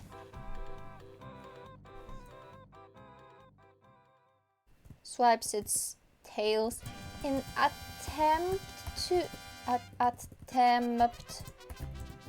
tickle the creatures in a 20 feet radius. Is that not how you write attempt? In an attempt, okay. Can I turn off suggestions, please? Thank you. Okay. Radius. The creatures must success on a dexterity saving throw. DC, I believe that was 17. And take... Wait. The creatures must take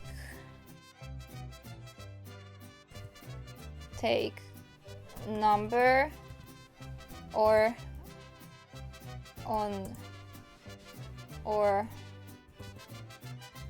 with success on a dexterity saving throw DC 17, half as much. That's what I was struggling to write. Okay, so how much do we want? So if a hug is also slashing damage.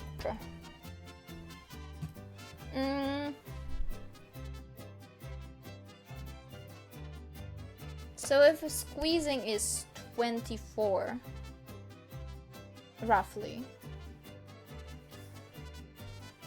I would assume.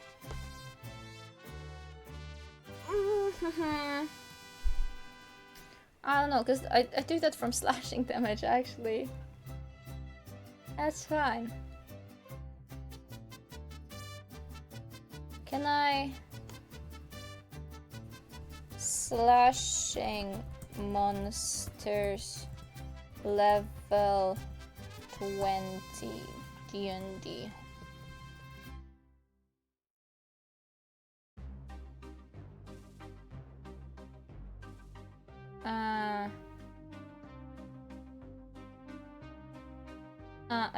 I think they're not giving me the answer I want.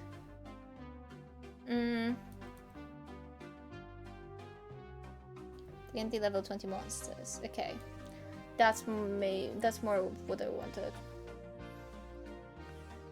Let's look at them. We have dragons. We have Matron Mother, Radiant. Oh, these are trending. Okay, Drow, Nightwalker, dragons, Leviathan. Let's look at the Topaz Dragon. I don't know, it just looks cool. What are you? What are you about?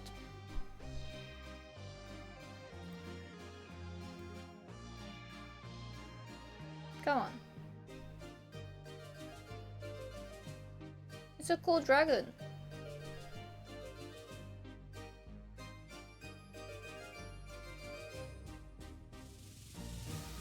Why is everything opening up? Please stop. Is there like a... There's a description, abilities. I want the stat block. Whatever. Topaz Dragon 5e stat block.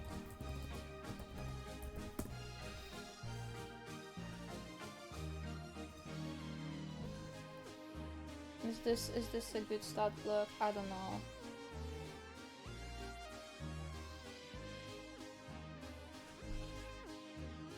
Is this the one that I need?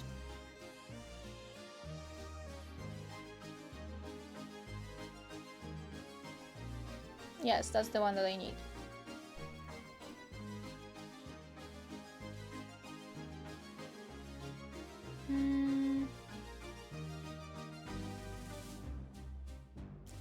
Lair, but I wanted the actions.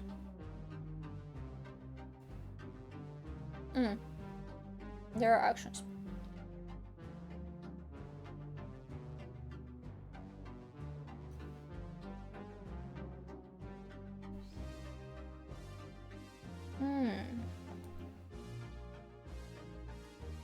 So there's breath recharge.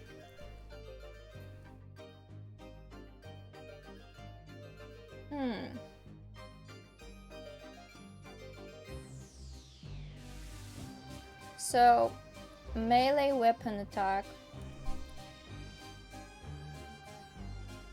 2d6 plus 6 slashing damage is not much.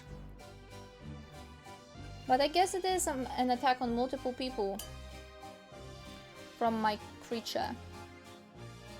So I will say instead 2d8 plus...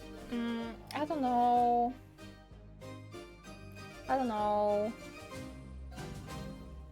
Because that's like plus 6, but why is it plus 6? Is that the proficiency bonus? Oh, it is proficiency bonus. So plus 6, so that would be also plus 6, yeah. 2d8. How much is that? 2d6 is 7.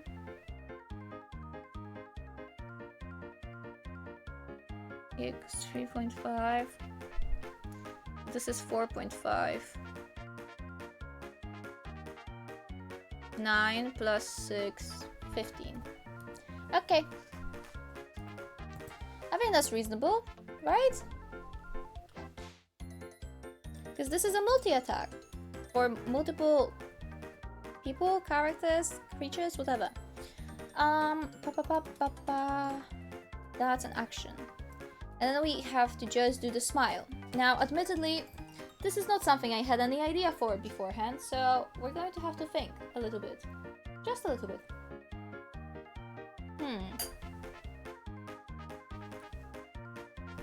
I'm not a big fan of thinking, not gonna lie. But I believe in myself. Maybe. Sometimes. What would be a smile attack?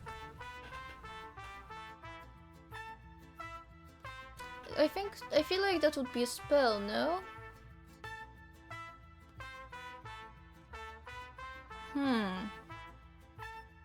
Okay. So what type of damage types D&D? Hold on. I'm going to pull them up next to me. So we have acid, bludgeoning, cold, fire, force, lightning, necrotic, piercing, poison, psychic, radiant, slashing, thunder. What's radiant? Intense light, often associated with divine powers. Okay, so I think radiant damage. So definitely radiant damage. Okay, because this guy is also resistant to radiant damage, right? Yeah. Okay, so. The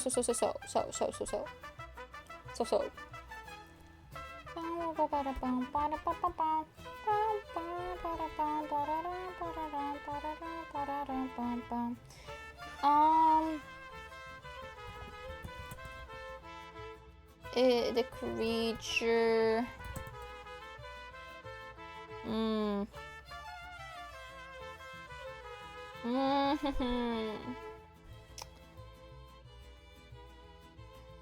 The creature gives... Oh, we could do also fire damage. Gives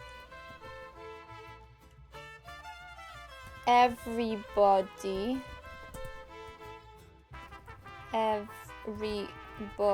a warm smile. Actually, a big warm smile. Oh, and it could be a recharged attack. Like, wait. This is the desiccating breath. Recharge 5-6. Yeah, okay. So we have recharge 5 to 6. See, I'm learning how to write my own guys based on other guys. Wait. That's great. Okay, the creature gives everybody a big warm smile. Smile that may prove just a tiny bit too much for the creatures. For the creatures. What's this like? 90-foot cone. Okay. In a 90-foot cone.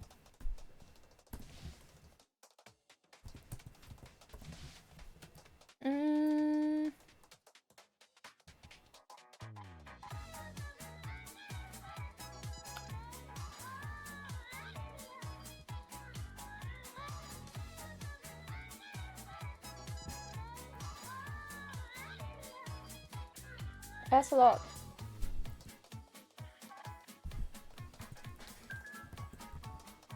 What did they write it? Okay. Each creature in that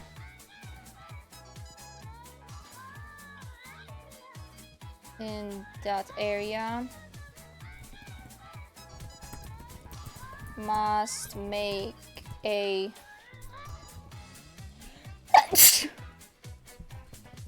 they done Constitution.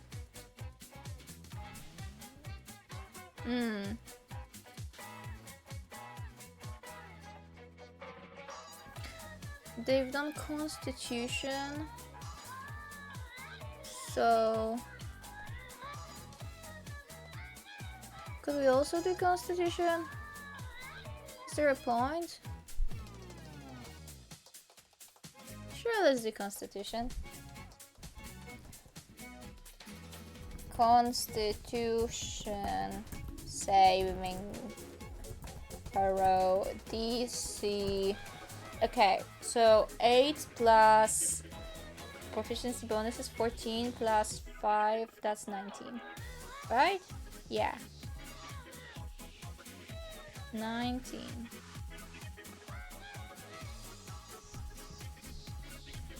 How much? Oh, I've written down 10. 19.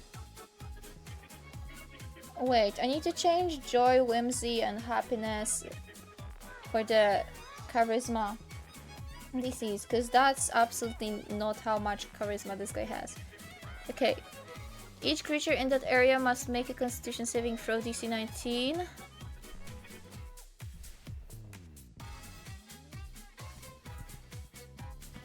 Upon fail.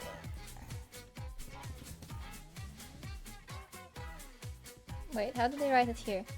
On a failed save. On a failed save, the creature. Failed save, a creature must take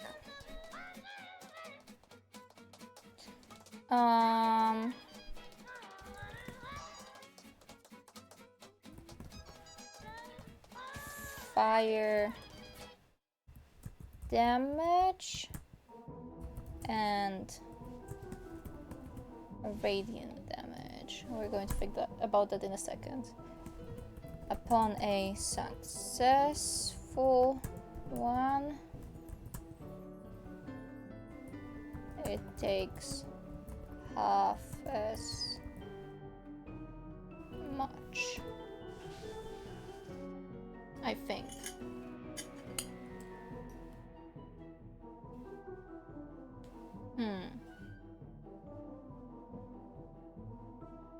We could do a quarter, but is that worth it? Is that worth it?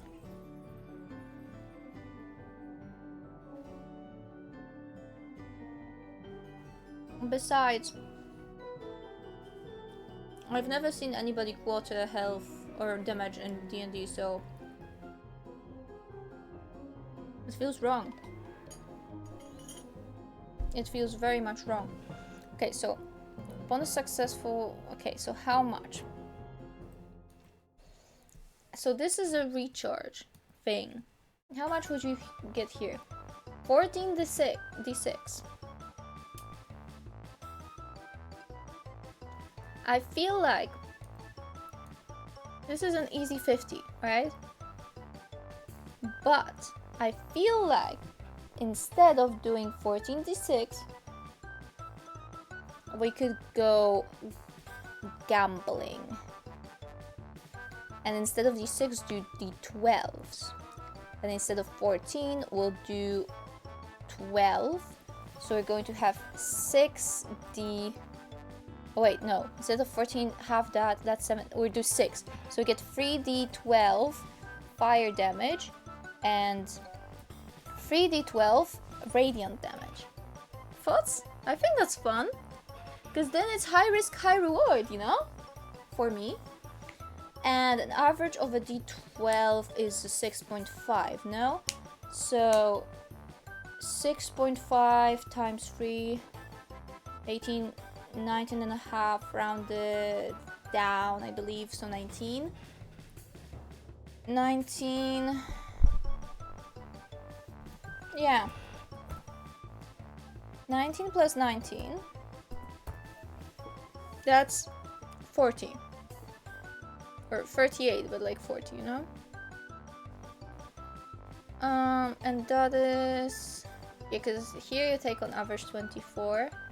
Here you take on average 15. Here you take fucking 40. And that's a recharge. I think this is fun. Okay. Let's set that as an action. And now let us change the DCs. Hello? Ah, it's here. Okay.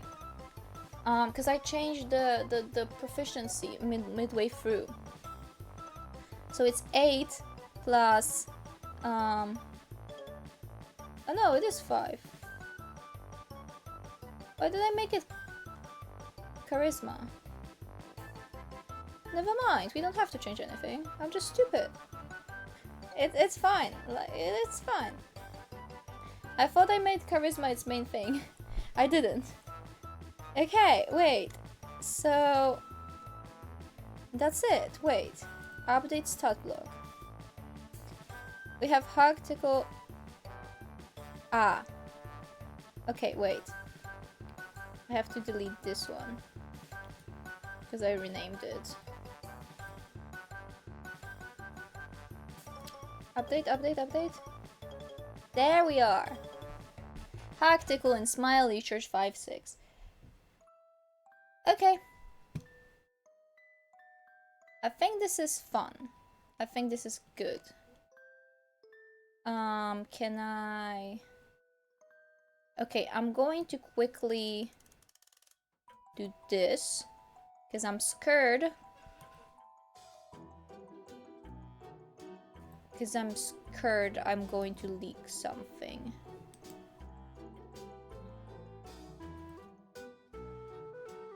I'm going to accidentally like leak something while not wanting to. Okay, I'm going to delete this and put the thing into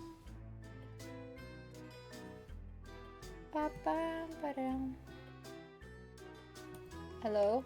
Is it there? It's there. Okay, that's good. Now I can close this, close that. And then I can... Oh my gosh, you guys had... you had double audio this whole time of Spotify. I'm so sorry. Didn't realize. Oh no. Oh no. The VOD is going to cry. Oh, whoops. That's fine. Why did nobody tell me? Why did nobody tell me? Oh no. Okay, whatever. This is fine. It's only been like what?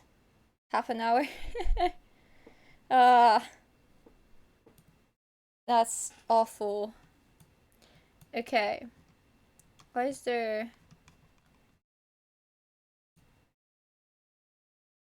Ah, because I put it in the wrong place.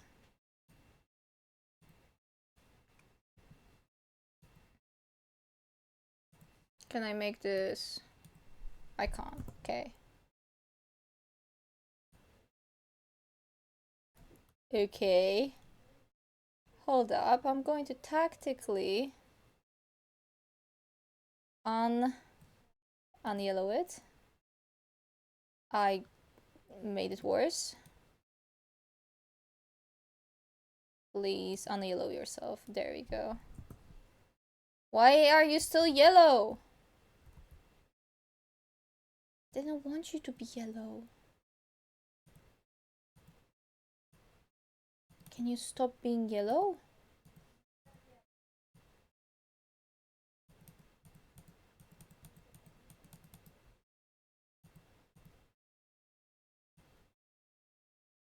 There we are. Okay. No more yellow.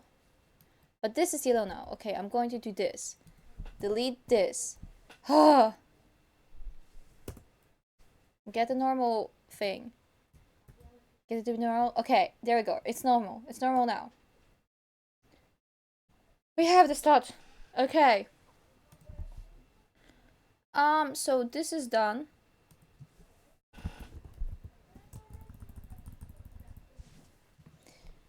Okay. Now we have to write in between Oak Cave and Wim's Lane. That one's going to be very fast, right? Right, guys? I'm going to be very fast at thinking of what to do. Right, guys? Characters go to a place. I love that. I love what I write.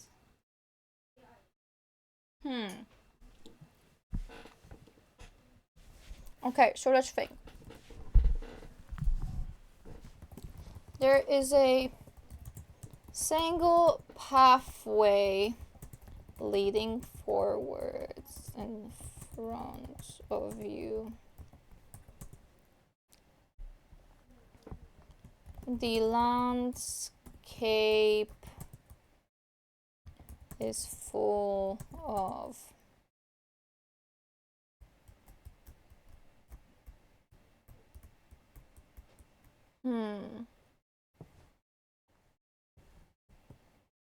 not landscape. You can see planes. How'd you say, like, extending in every direction. A sweet smell of flowers surrounding you. You can hear the buzzing of the bees. I love bees. And some birds flying over your head.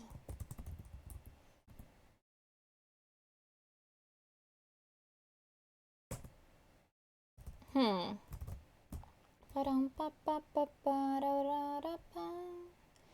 can hear the buzzing of the bees and some birds flying over your head.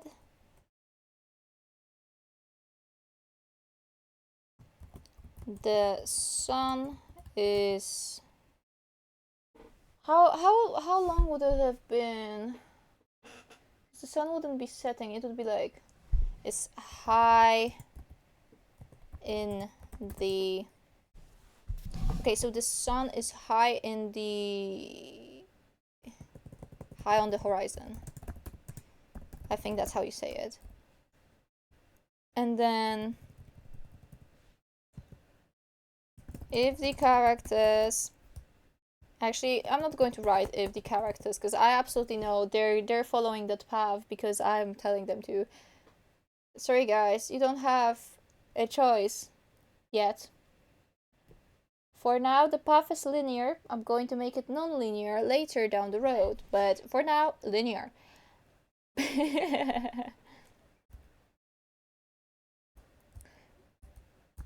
The sun is high on the horizon. You walk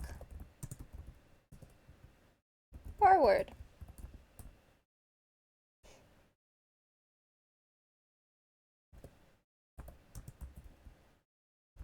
After about an hour.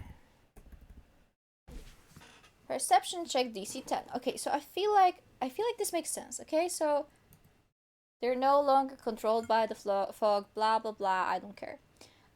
There is a single pathway leading forwards in front of you. You can see plains extending in every direction, a sweet smell of flowers surrounding you. You can hear the buzzing of the bees and some birds flying over your head. The sun is high on the horizon. You walk forward, and after an hour, perception check DC 10. Also, conversation time.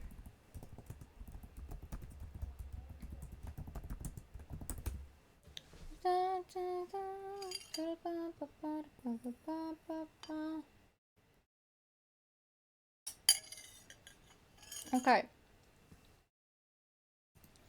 Okay, so this is done.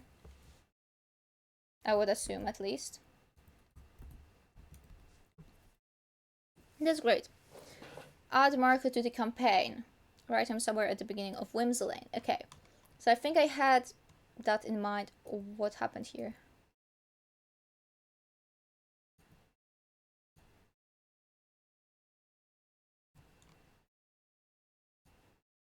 I see what happened here.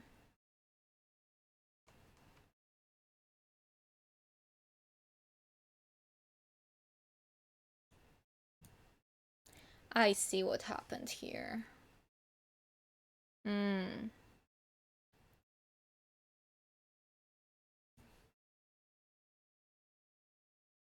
Okay, I'll just make it smaller, I guess.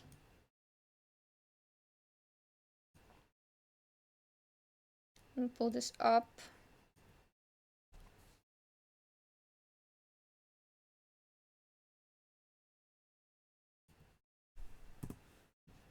And have some more space here. There we are. I think that's fine.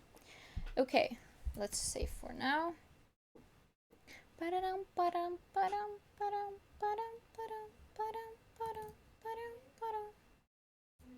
Okay, let's actually make this underlined so I know this is more important. Actually, let's make it bigger so I know it's important. Okay, I wanted to add here.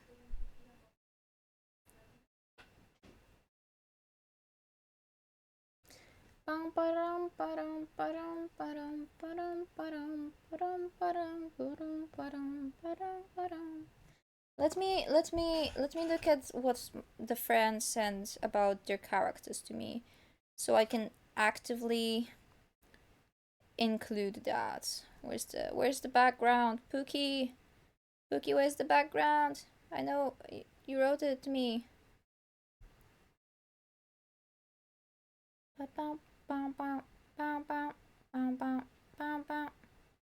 Okay. He's an adult.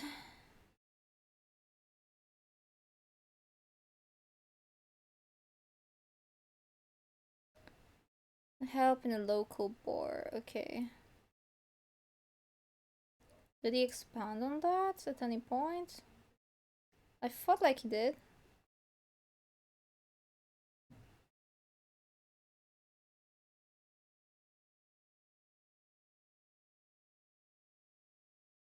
I thought he did.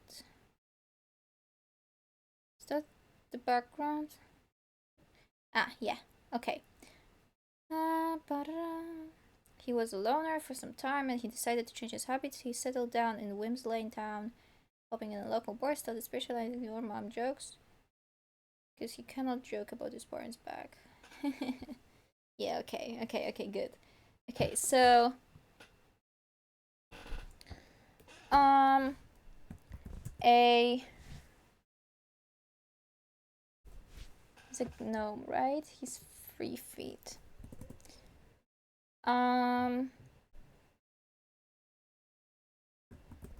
You feel something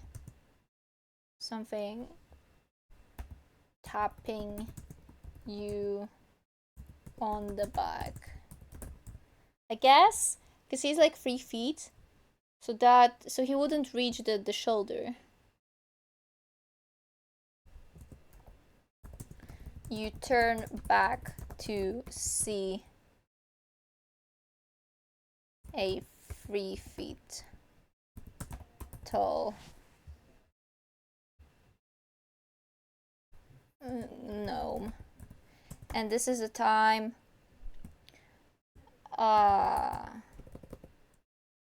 This is a time for friend.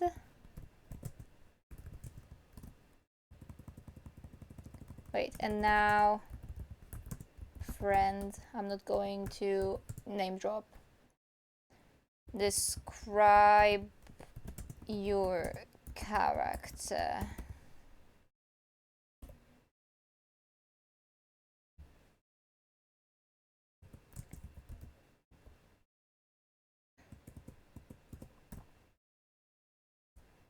Yeah, and then maybe like have him make a joke. Hello, welcome on in. And then, are you making a video game? No, I'm making I'm making notes for my D&D session that I'm having this Sunday. So we're essentially, I have a whole like to-do list of things. We have adding a cameo to the campaign. We have writing some lore, and then we're going to make a map later on, and then review Spotify playlists. What is D&D? Dungeons and Dragons. It's like an RPG or a role play game, where you play as your characters and you have stats, and then you fight stuff or role play as them. It's really fun with friends, and you can tell beautiful stories. Is that game for nerds? I mean, every game can be a game for nerds if you think about it hard enough. Like realistically, you can play poker and be nerdy about it. But if you're like asking stereotypically, probably yeah. It involves lots of like small maths, like rolling dice and adding those numbers up. It's a lot of like cool abilities and lots of rules. But I play it but I play it more casually and homebrew, so it's like it's like I don't know. People joke about it being a game for nerds, but I think it's a game for everyone. Everyone can find something for them if they try hard enough, I feel. It's a cool game.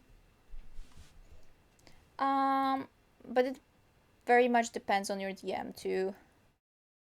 Like you can hate the game because your DM is bad or your players are bad or your friends are just not don't want the same thing as you do. It's really D&D very much depends on the people you play with. So yeah, have him make a mom/dad joke as a marketing strategy or something. Yeah, I'm in the middle of writing the campaign for my D&D because I'm a DM, which is a dungeon master who is essentially like kind of a god of this universe, like the person that is trying to make the players actually play the game instead of goofing around. No, it's the person who is in who's responsible for all the lore, all the events, all of the Basically everything that's happening except for the character's actions. It's fun, and it involves a lot of micromanaging if you want to. And I enjoy that. It's cool. Okay. He gets to describe his character. So I'm thinking we can mark that as done. As he gets to join at the beginning of Whimslane. Yeah. And then we just have to finish these 3 and then we're done. 2 hours and 30 minutes in, and we're halfway done. And these will take some time. Oh my gosh. Oh, that's so much work. But that's fine. Oh, also we were supposed to change this. Okay, hold up. I see. I see what I wanted to do. A tall woman, her skin sepia brown color, yellow, orange, and black gesture outfit. Yes. Puffed out sleeve at the ends. No dungarees. There are no dungarees. I scrubbed that part. Okay. So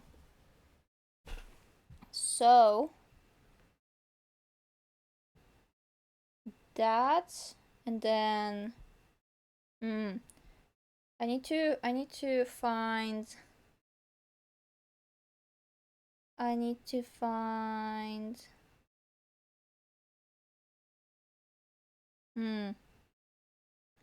where's my sketchbook? Hold on. I've drawn a sketch of the character, or me dressed up as the character. Okay. So what we have, hold on, I'm going to try and describe this. Oh, sorry, I hit my mic on my PC. Okay. Yellow and orange, black striped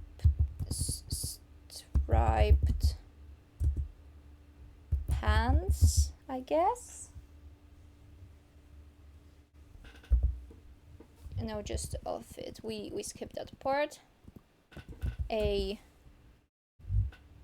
yellow orange shirt with puffed out sleeves at the end. A black turtleneck.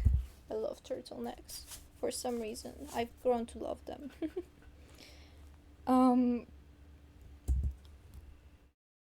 I would say, like, how do you say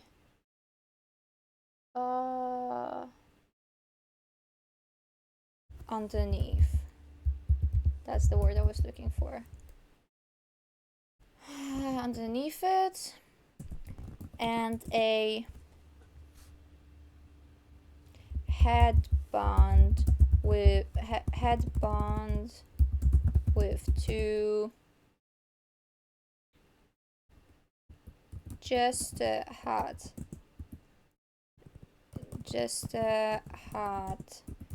faces attached to it. I don't know what to call it, like, cause when you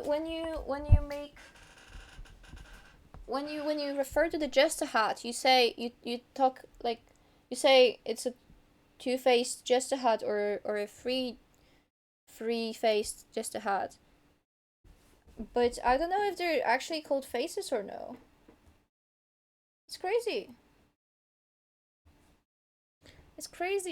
There's so much vocabulary that I don't know about this. Oh my gosh. Okay. Attached to it.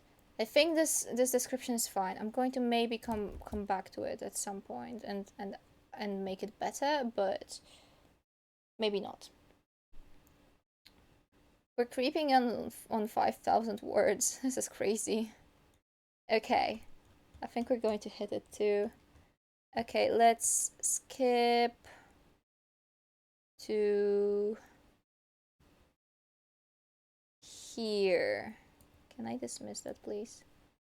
Oh no. I'm going to turn off Word again. That's just going to lag, and I hate that. Okay. The party chooses conversation can be held with Justea. What do we want? We want to continue writing the Justea and Kyle Cambistoma lore. That's the name of a monster, by the way. There's a creature that lives underneath the great tent and has been banished to feed on human laughter. That's the current lore we have. Now I would like to have a specific reason for why. But I think that should be out of character and like for me to know not to say to the players. I think that would be revealing too much as to why. And I feel like Justea would also not know because the creature cannot speak.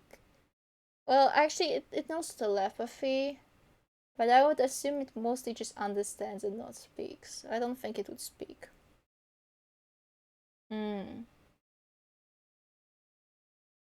What would be a reason for the guy to get banished to feed on human laughter?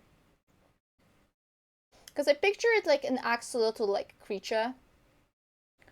Like I don't know if you've ever seen. Hold on.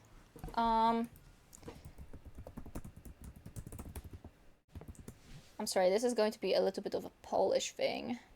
There's this Polish game called Zaklinacze.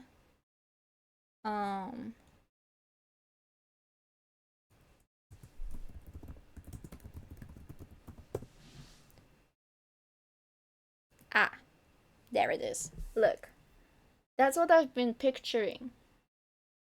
It's a pink dragon, and it kind of looks like an axolotl. And I feel like this would work in regards to what I want. I want that. Although you can't see very well because of the highlights, but like you can see the face. Can I make it closer? Or will it not work? No. Does not work. Yeah, we can hold on. Oh, the internet is dying a little bit. What? Why is it dying? Okay.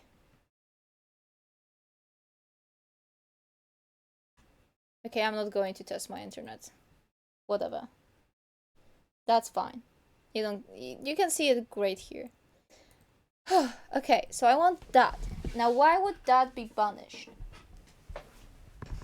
Let me sit differently. I got bored of sitting normally. It's crazy that I've lasted 2.5 hours sitting that way, not gonna lie. Okay, so why would a celestial being get banished to feed on human laughter? Because everything has to have a reason.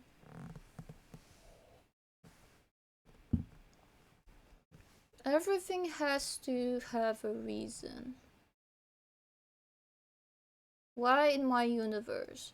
Because my universe has like 12 planets right now. And there's this big government that's evil. And I cannot elaborate because that's book spoilers. I'm going to write that book one day. One day. I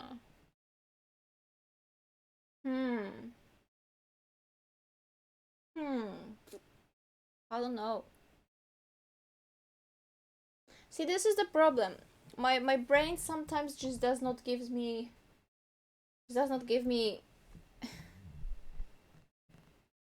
enough like things to work with.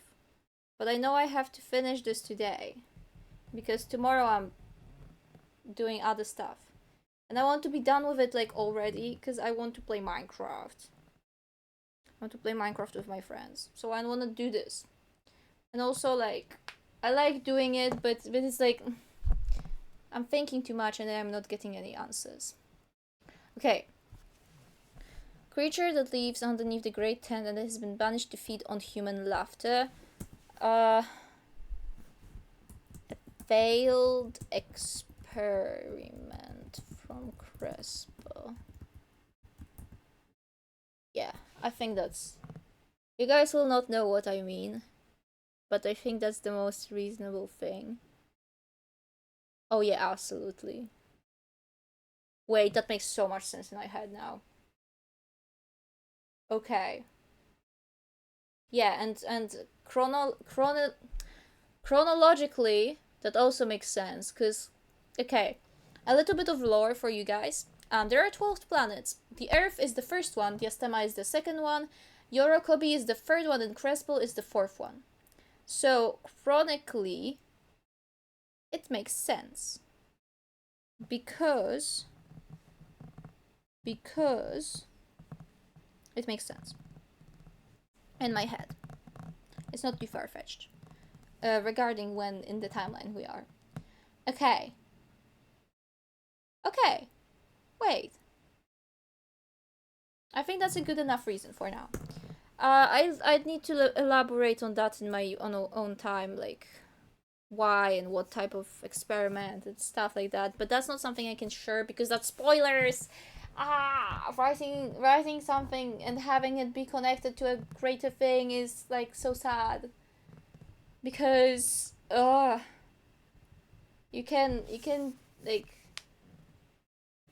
I don't know, some people like in a few years when my stuff is going to be published are going to look back to these streams and like see what I've made and be like, so this is a clue, when maybe I changed my mind midway through. But we'll see. I like the failed experiment from Crespel though. I think that's fine. Okay. Now conversation can be held. Justeya is trying to save the guy, or save the Kyle Kambistoma, named, let's give him a name.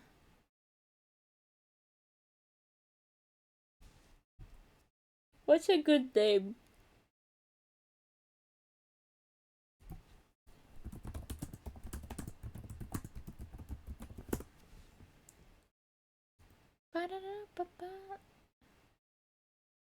I'm going to be looking for names now.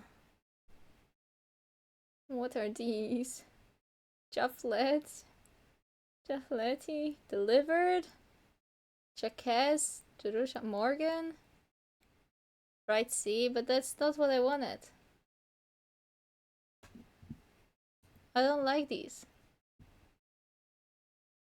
Names the 100 baddest names that mean chaos. That is not banished. Chaos or trouble. Forgotten, neglected, abandoned. Japanese first names meaning banish. 0 first name. Sorry, no names found. Okay, we can make a name ourselves. What's this? What does this one mean? Internet, hello? Wi-Fi, please. I don't even use Wi-Fi, I use Ethernet. You should be faster. What the hell?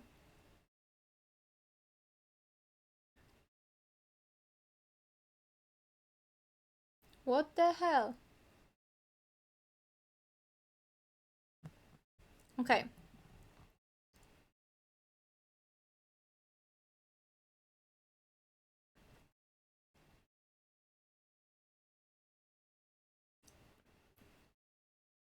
What's Onyomi?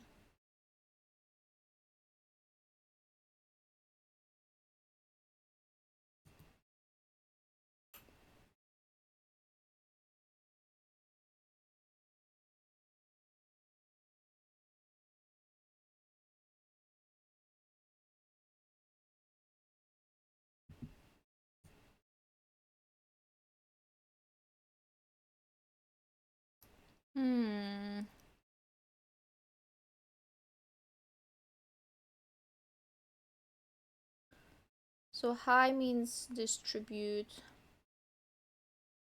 Tsurai. What's this one?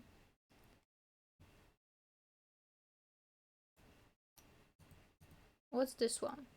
I don't know what we're doing. I like Japanese names though. They're easy to like. They're easy to use because I don't see them as words. So like if I were, because they have like meanings, right? So for example, like something means this, like, you know, and then I don't know Japanese that well, so well that well. I know like maybe one or two sentences. So it's very easy for me to search for names that have meanings that I want. You know? Because in Polish, I see like the name, for example, Zosia, and I see it as a name. I don't see any meaning behind it, but I want a name that like signifies something, right? So if I'm looking for a specific name, let's say a word that means like moon, you know, it's harder to find, like it's harder to make up a name in Polish or English than it is in Japanese, in my opinion. That's because of the nature of the language, though. So okay. Versus partner per facing responding. That's not what I wanted. There were other ones, right? Japanese first names including Banish. But like, guys, guys, whatever.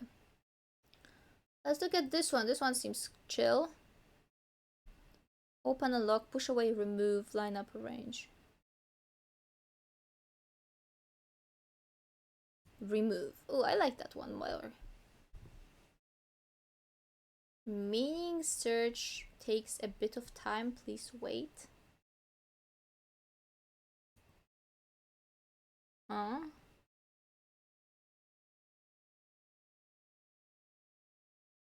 Remove. Okay. Vegetable greens. Um. 7, sovereign. That's not the word that I'm looking for.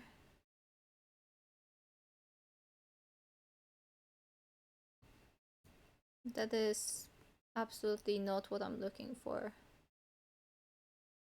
Italy, that one. Okay, sure.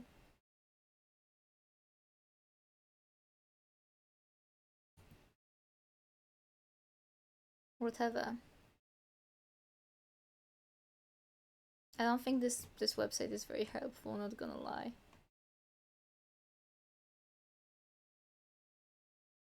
Zero names, no names. But you say hi?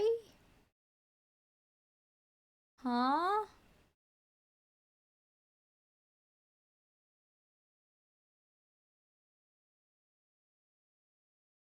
I wish they would like give me Roma G or something. Like how do I Suranero? What does this thing mean?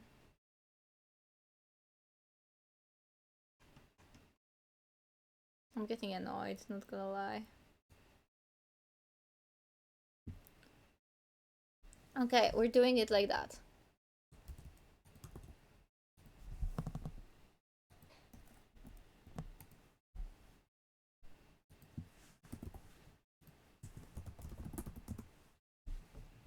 Not AI. Ah, whatever. Google Translate.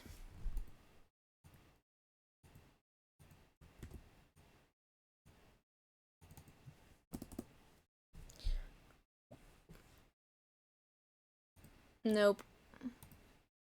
Doing it like this. Easiest way to do it.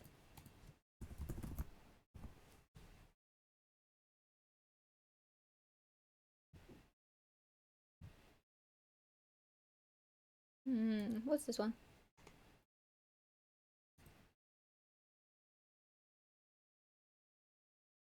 Oh, Yaro. Good enough. Oh, actually, this one seems fun too. Okay. Oh, whoops.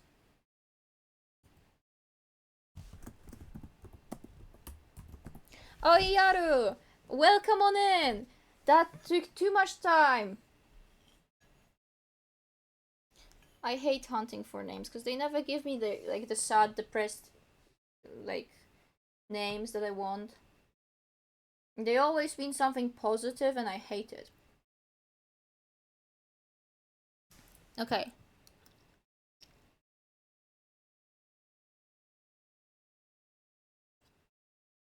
Mm, mm, mm, mm.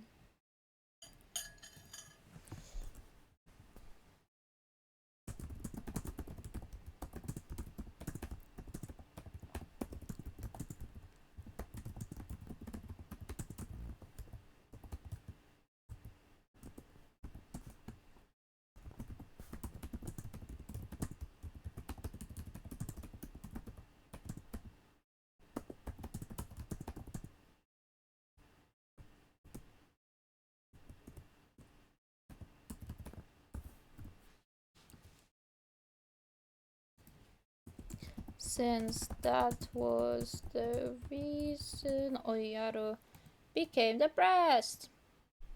Whoop whoop. Depression arc. Okay. Um. Hmm.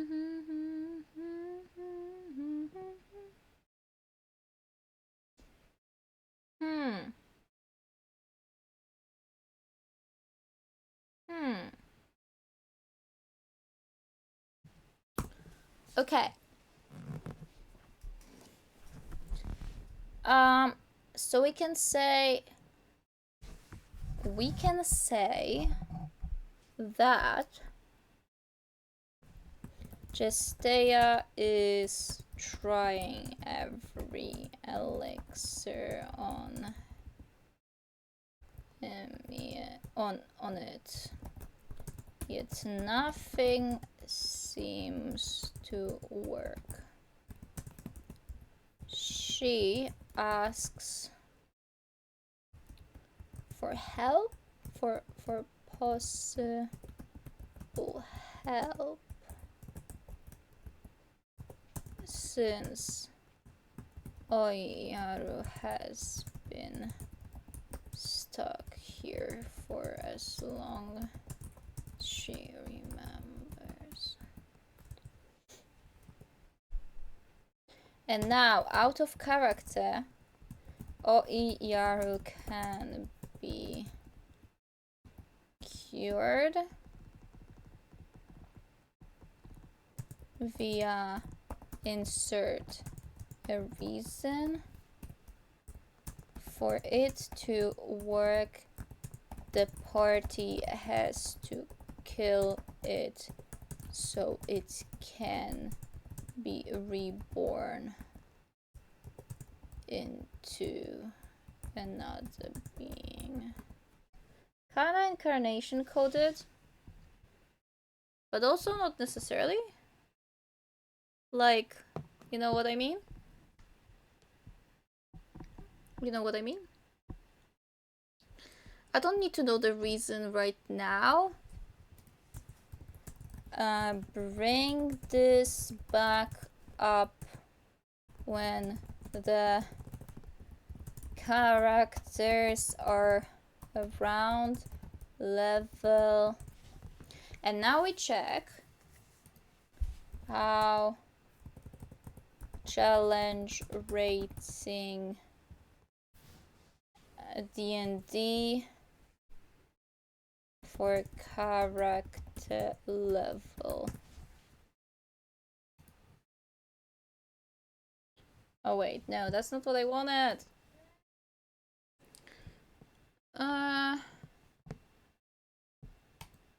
That's what I wanted. Player character level challenge rating cheat sheet. Just need to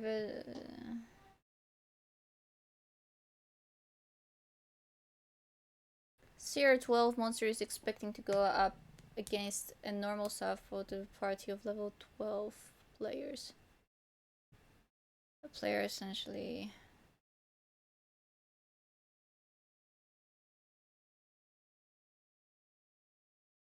What?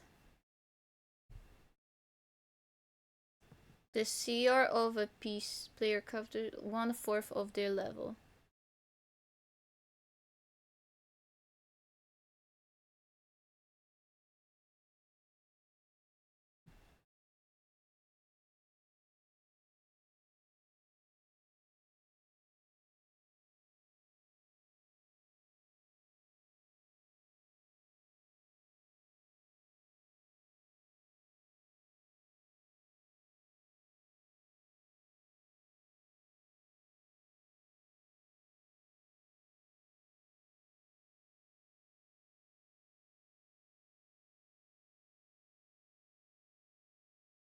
Hmm.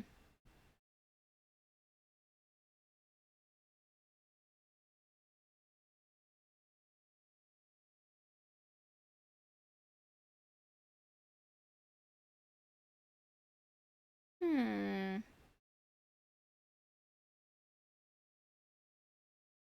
I don't know. What level should a party be to fight a Topaz Dragon D&D? We'll base it on a Topaz Dragon. Why is my internet so slow? What the hell? I hate this AI overview. Can they stop doing that? Can I delete this, please? 1110. Level 10, though. It's like quite close. Is there like level 4 now, I believe? I say that's very close, it's not very close. But hey, I believe in my guys.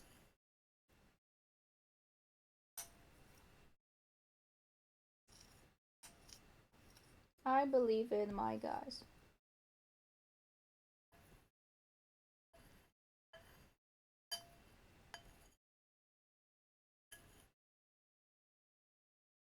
Okay, this means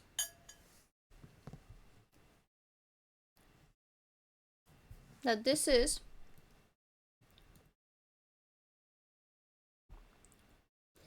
more or less where the campaign is going, where the session is going to end.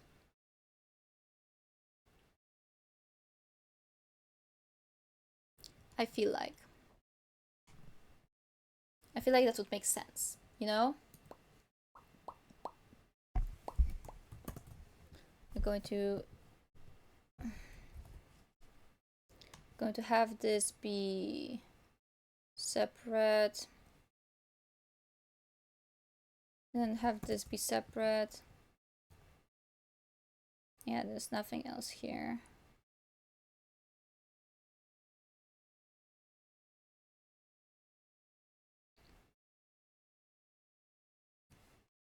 I'll have this be separate.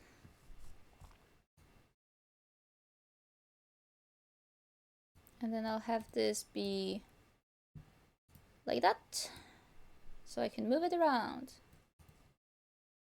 Yeah, okay. And then that's good.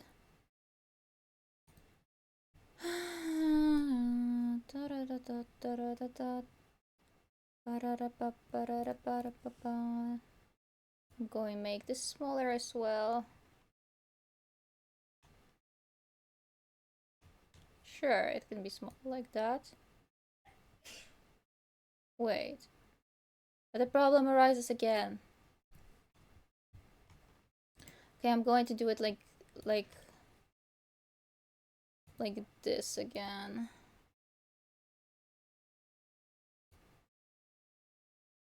Or make her a lot smaller. And then put her...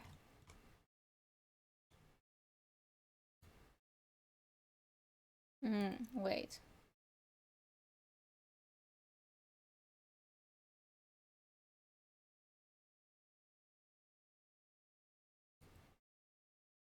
Ah, like that. I think that's reasonable. Yeah, okay. That's good, that's good, that's good. All of this is good. This is going to stay here just because. Okay.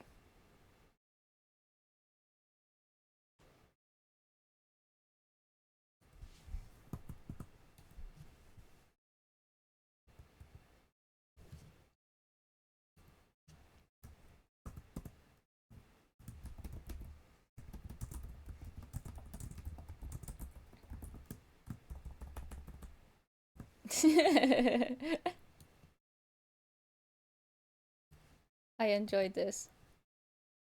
Remember about the wild magic. Does this break anything in here? No. Okay, great. Okay, wait. We're doing it.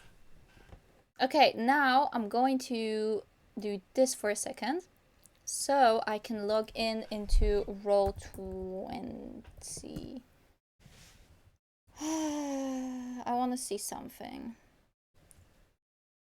Sorry guys, you're going to have to look at the... You're going to have to look at the black screen for a little bit. Sorry. Sorry. I need to check something. I have to verify I'm a human. Surprise, surprise, I am. What do you mean? Whatever. I don't remember my login or my password. Did I do... Did I do this?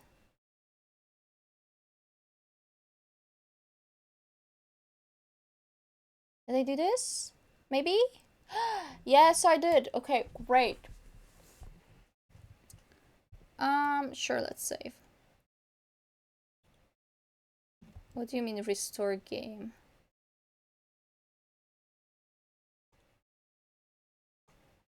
There are 3 players.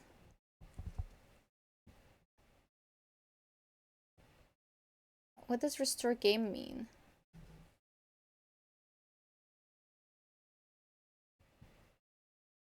I don't know. Let's launch. Okay.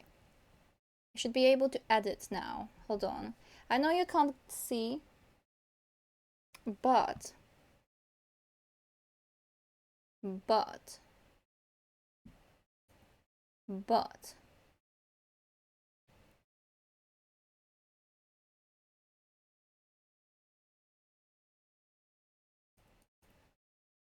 but I believe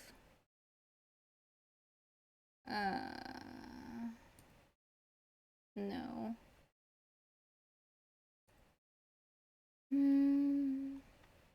Yeah, I added a map here. I would like to maybe delete this. Where do I do that? Hold on. I have so much to do. I'm so sorry. Okay, this here? Yes, okay. So we add a page. We go to set page. Okay. I don't know how to edit. How do I edit? Move party ribbon here. How do I edit? How do I edit this page? Oh no. Map layer. Yes. Settings. No. Turn order, no. Display. No. I'm sorry guys it's taking so long, but... Ah, like this, okay.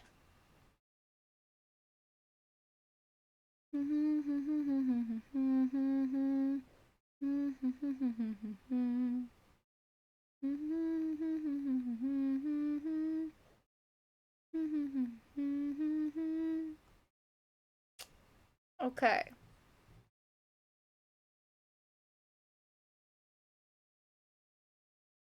That's fine. I'll think about this in a second. Okay. What was the site of the map making website? Map making D&D.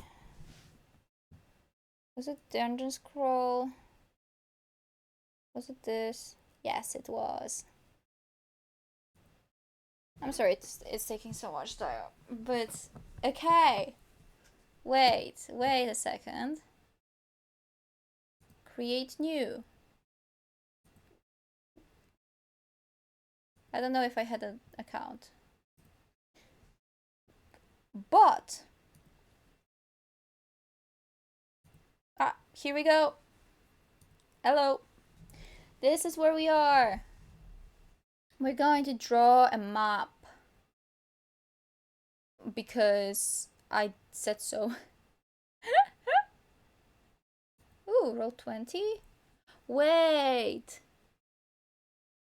I can connect.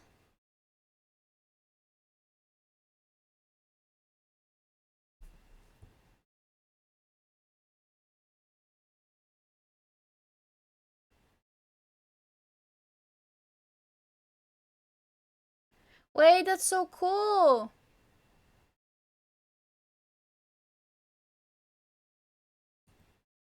Okay, wait. Okay, so can I make a circle? Are circles shapes? No. Images? No. Rectangle tool. Can I get a rectangle tool? I guess there's a polynomial. I wanted a circle, but that's fine. I guess we're just playing Minecraft. Ah, like that? I have not played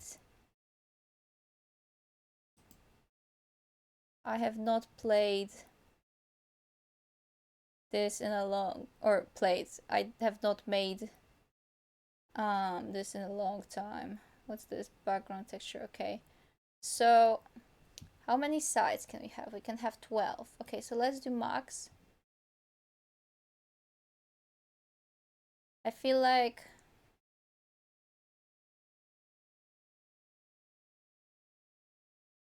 this is how big it would be, right? And then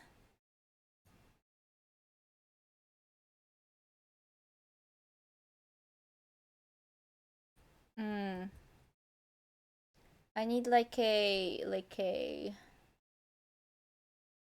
because that's the big tent. I want path, no. Wall tool, I guess. Oh, also it's not. Hold on. This needs to be like centered or something.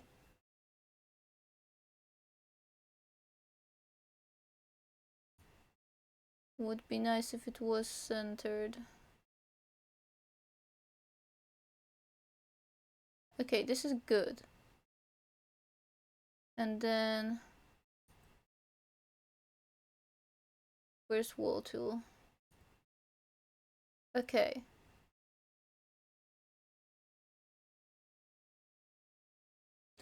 Ah, I see. Okay, can I wait, can I delete? I can pan object, select. Okay, so I can select this, then delete. No, not like that.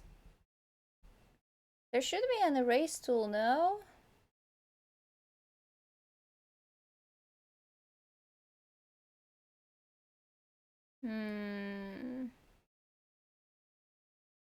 Background texture, no. This,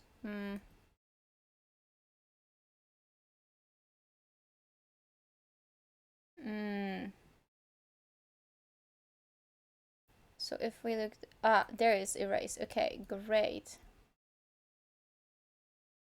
And that's awesome. I'm slowly getting this. Hold on. Okay, so now we can draw this here too.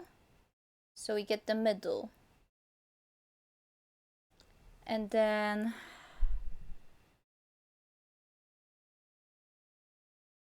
I guess we just should connect each side to each side so I can reasonably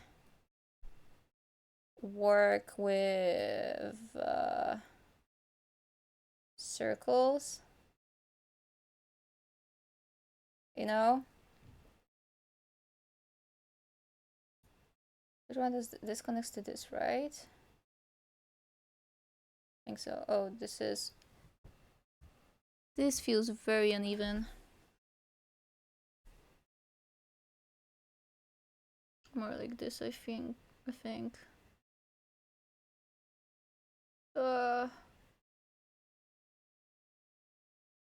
Like this? Good enough.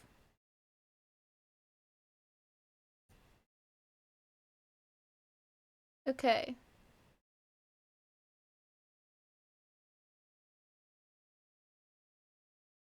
Okay, here we are.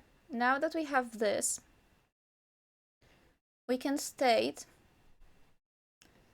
that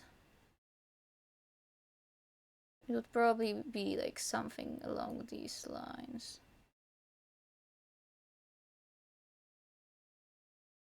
Oh, wait, the angle is not the same. Oh my gosh, I'm going to cry. Why is this so hard? Okay.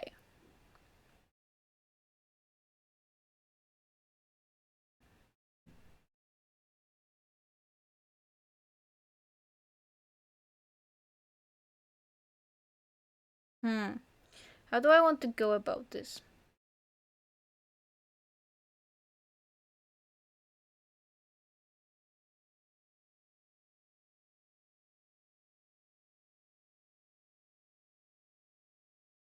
Wait, hold on. I have an idea. I think we can have this be here, right? And then build something like here. And then,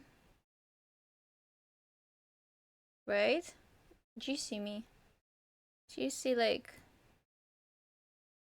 what I'm trying to do? How many is that? Wait. 1, 2, 3, 4, 5, 6, 7, 8, 9.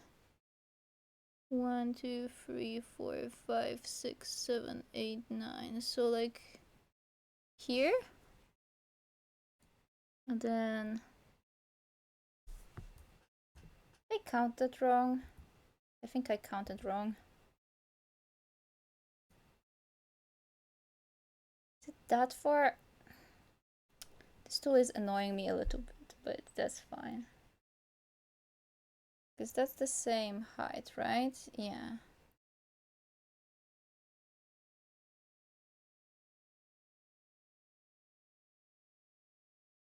No, this was right here.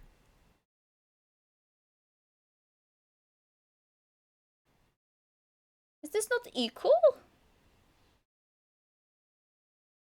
What is going on? 1, 2,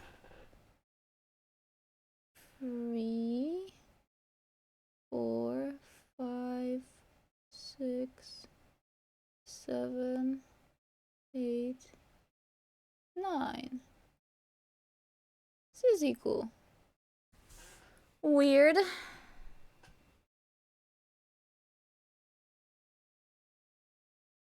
Okay, whatever. Maybe I'm just looking at it wrong.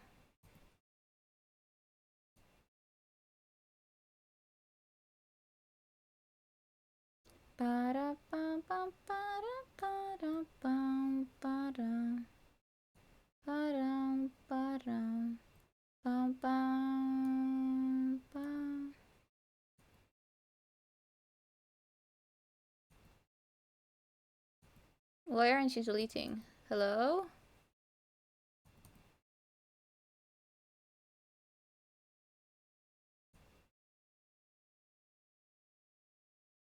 weird.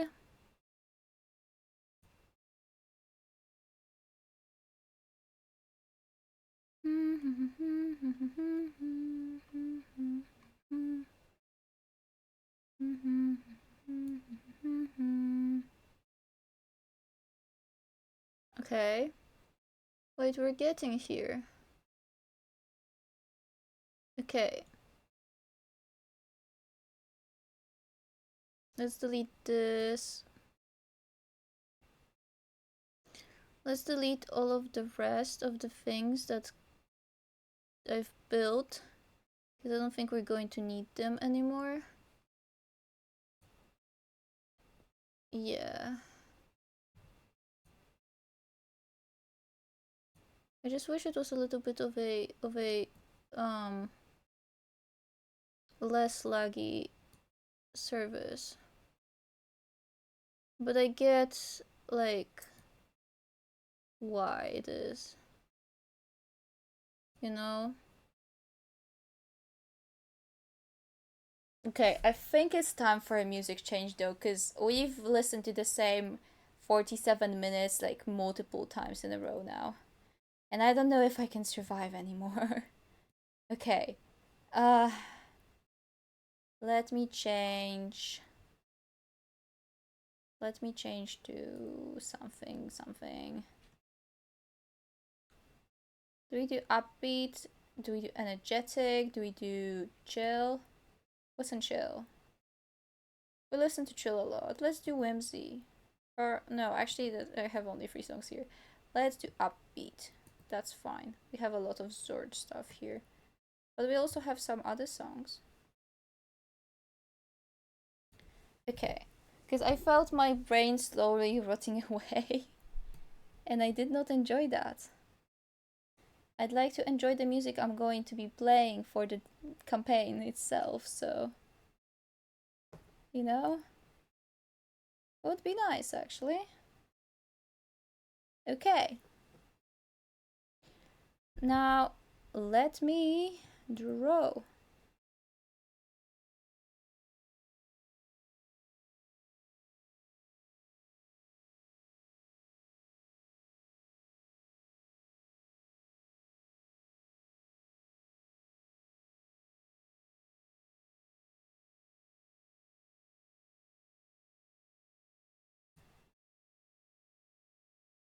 Okay, like that. And then erase.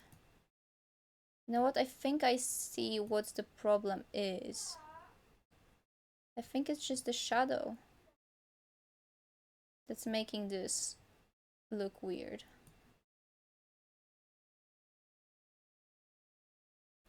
Okay, now I'm going to tactically destroy all of this. Although I fear I destroyed a part that was crucial. Hold on. Let me redraw this one way. And then the other, I guess. They wanted the full line. Oh my gosh. Please work. Okay, there we go. There we go. Okay, this is like rectangle. Well, this is like half circle enough, you know? Actually, I'm going to make it more, maybe? More of that. Wait a second.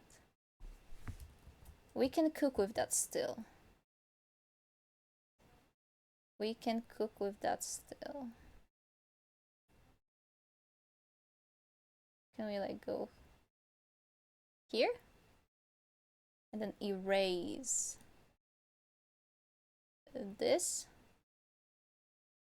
Erase this too, maybe? Come on.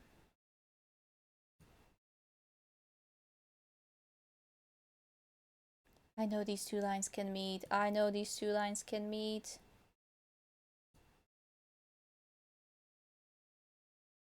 That is not what I wanted to do.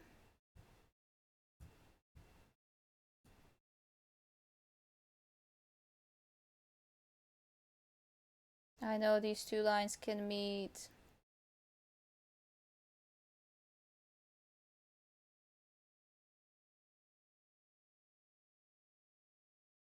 Why is this line now looking different?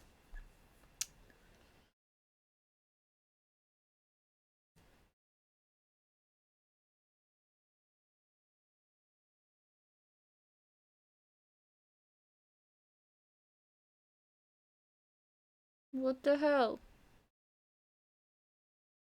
Okay, we'll do it like this and then erase. Right?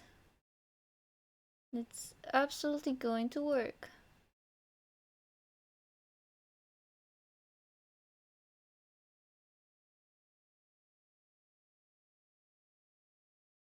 I'm going to cry.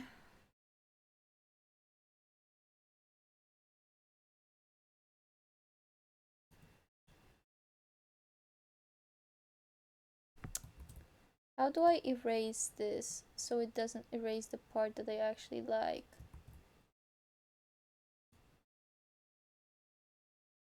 You know? How do I do that?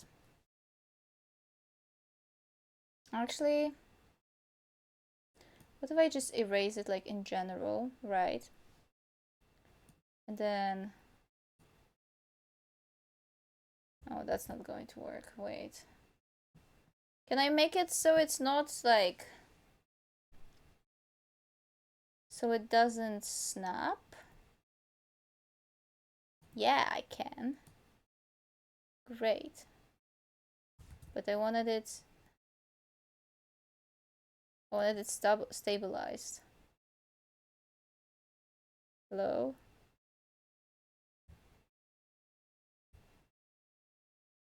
That looks so weird. No! Wait, we'll get there.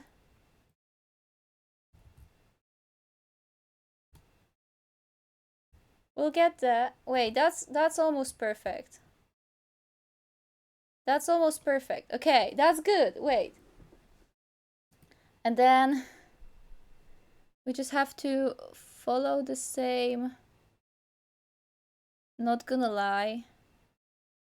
I think I'm just going to like... What's this? Ah, select all, right?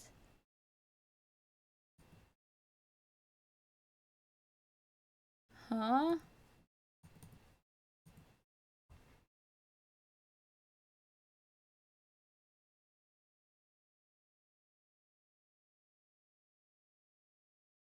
Wait a second.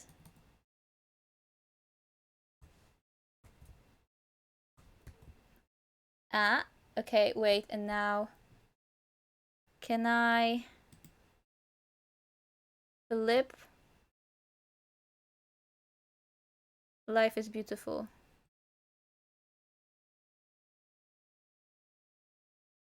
Okay. We're going to put it here for now. Right, and then I'm going to erase. Wait, that's her. Stop that girl. Hey, there's been a robbery. She stole my heart and then moved off of me.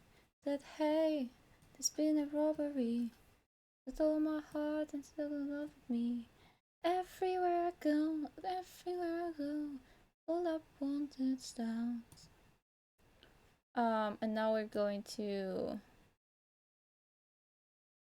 select this.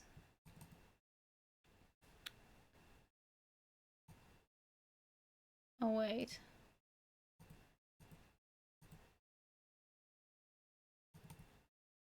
Control X.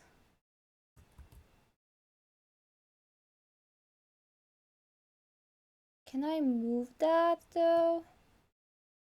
Because I should be able to move it.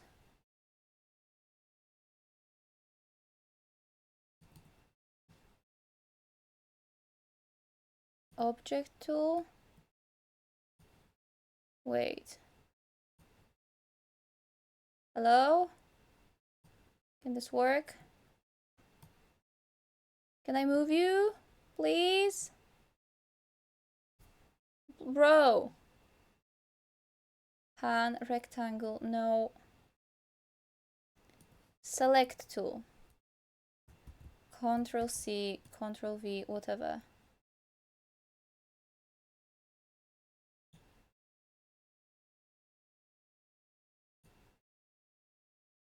Like this.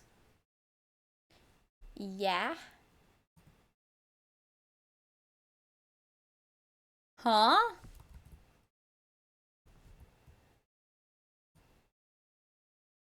Why?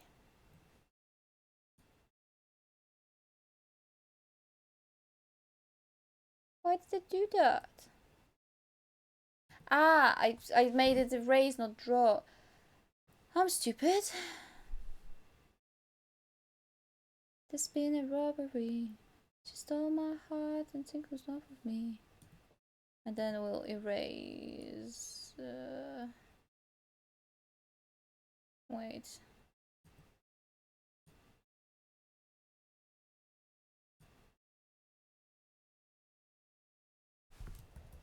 Press out the fur.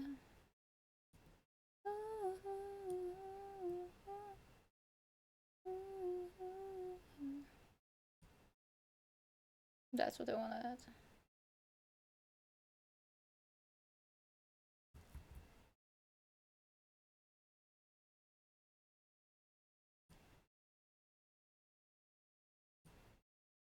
How do I make this?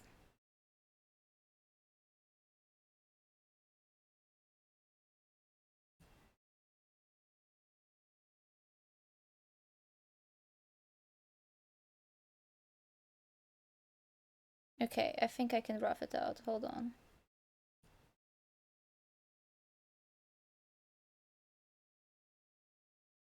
Okay, I fixed this. Okay, now I just have to fix the wall. That's erase tool, not draw tool.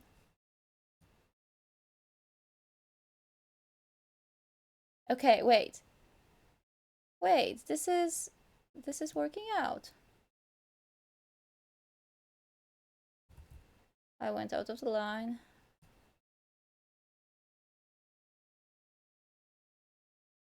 Okay, wait, this works out. We made it. And now we erase.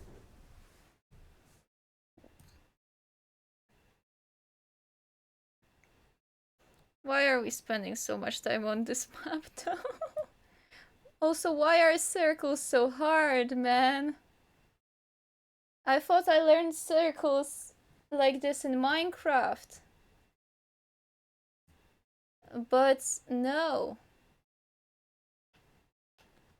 It looks weird because of the shadow. Okay. So this is the stage. So now let's draw the stairs.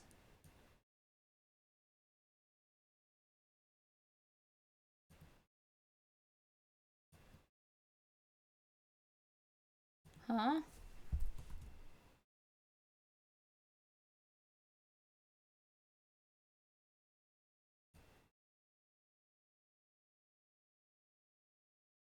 Why is this like so weird?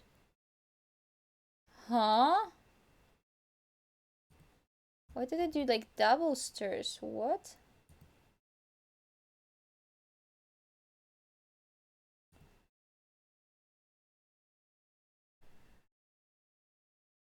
I don't understand. Okay, wait.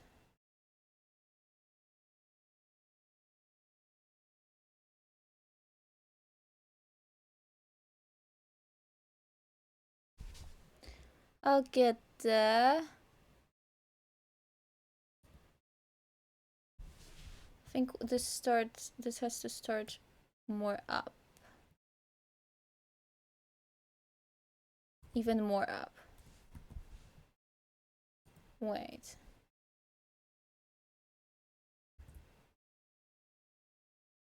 Like here?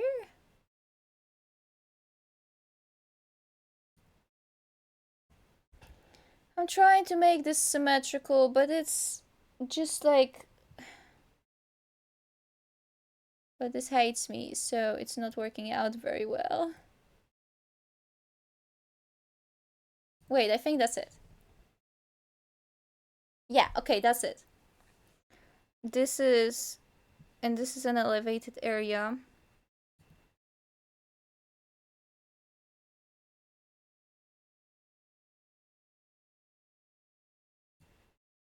And then the doors would be like here.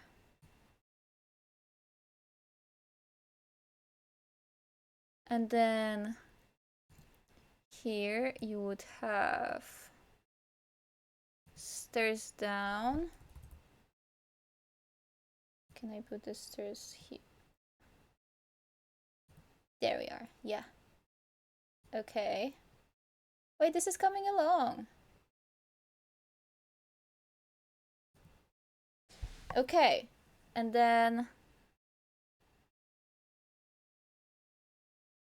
I'm going to draw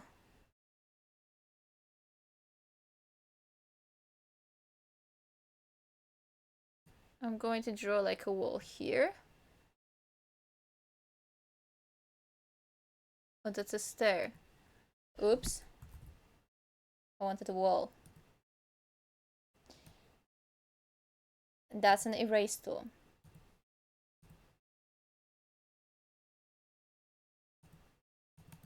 Hello?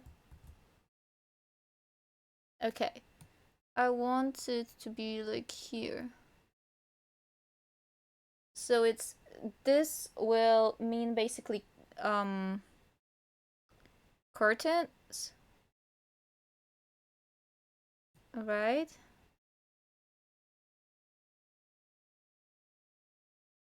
Yeah, like that. So this is where the characters go to get their props.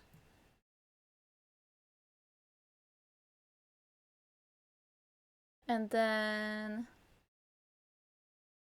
I would assume here is the door.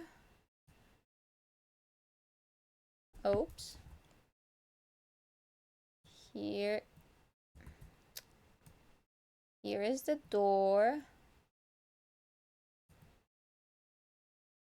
Good enough. And then we're going to... Is there text in here? There is text. We're going to essentially say props room. Sure.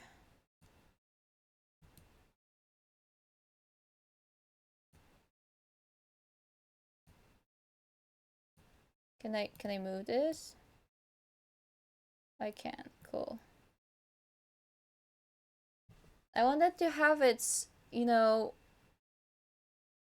whatchamacallit, centered. But it kinda didn't work out, so whatever. Close enough. Props room. They're going to know this is the stage.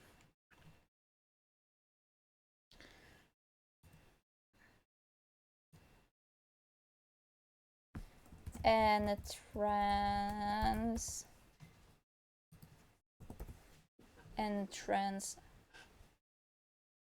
Okay. Hold on.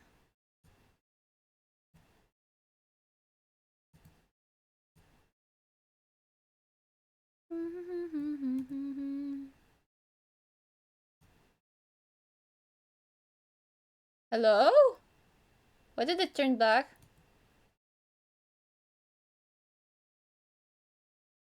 Why did it turn black? What happened? Hello?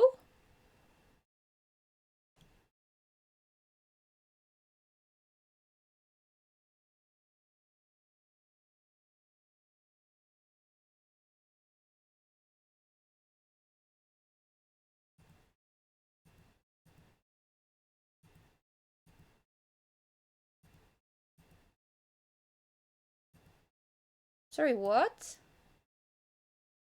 What just happened?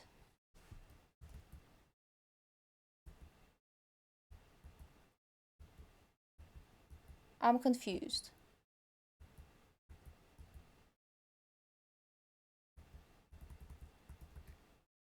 Where's my dungeon part? Huh?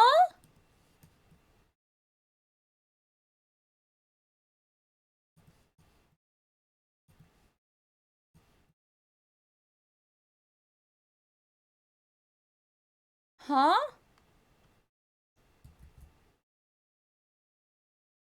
What?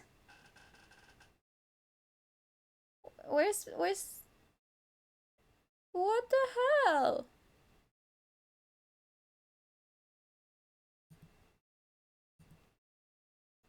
What the hell? Where did they go?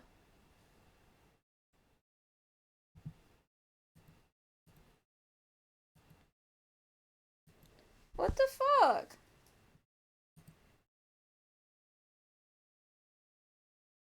But,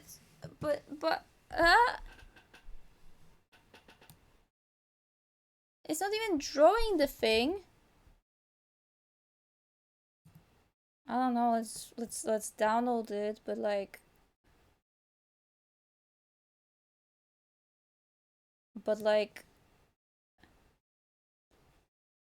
uh, screw this. Let it expose me. So I'm going to download this just in case, and then refresh, I guess. Ah! Oh no. I fear we may have lost the progress. Oh no, wait! Ah! It's saved! Life is beautiful. Never mind. We continue. Entrance.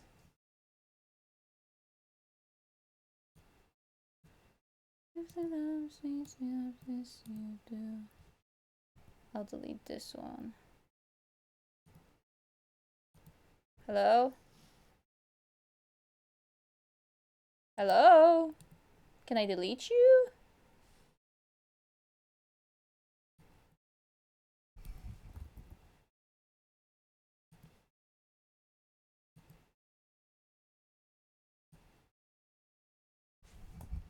Ah, there we go.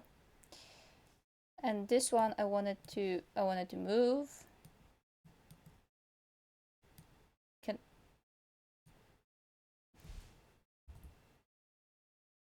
Can I move?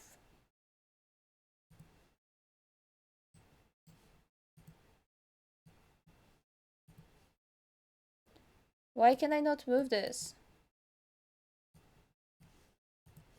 I'm no longer in text. Why can I? Why is life? Why does life hate me? I wanted to move the. Oh, wait. Ah, there we go. Wait, I had to. Okay. Okay, wait. This works. Now. This is going to take a little while.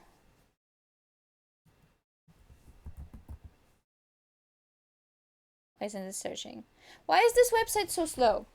Not gonna lie, it was slow even before streaming.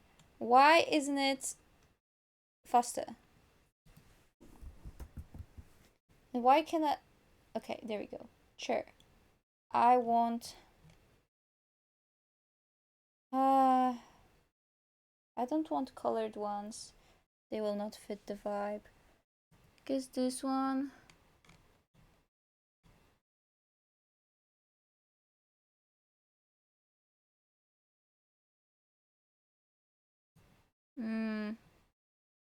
Question is, do I want to place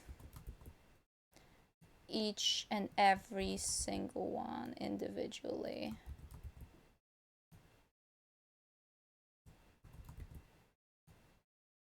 Do we want to do that, guys? I don't know.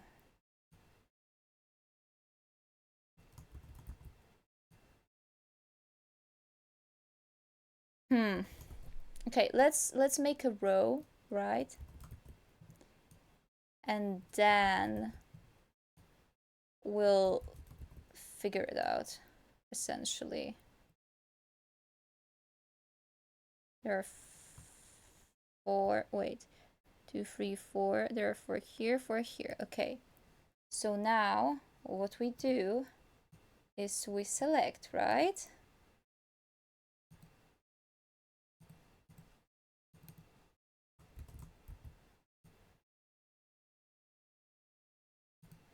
I wanted the images page. What do you mean no layers selected? Ah, wait. G. And then... Yes! Okay. Oh my gosh, can this work better? Okay.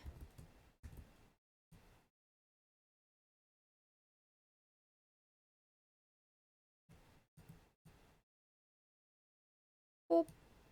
Wait. Okay. We can do this.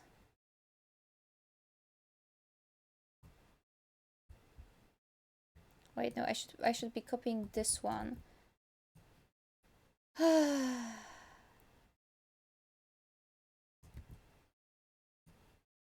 Okay.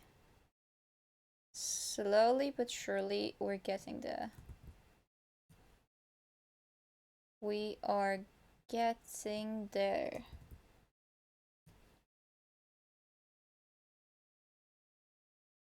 Should have probably copied the entire thing. But like... Okay, wait, I'm going to group these. And I'm going... This feels so wrong. Oop. Yeah, no, wait. Hold up. We're going to move all of these like right here. Like right here. Actually, I'd like it... You know what, like this. So there's a space, okay? We need space. And now... Oh my gosh, please don't initiate the map. I fear we may have fucked up with how I positioned the chairs.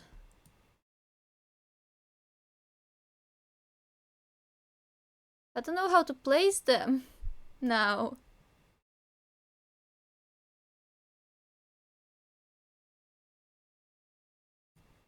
Like,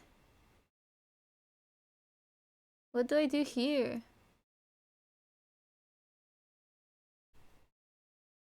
I think I need to make another pattern. Which... Fine, I guess.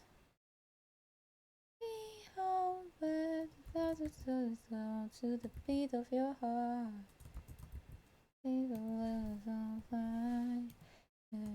They're not gonna know why. Okay, wait. And now we get them in a group and we position them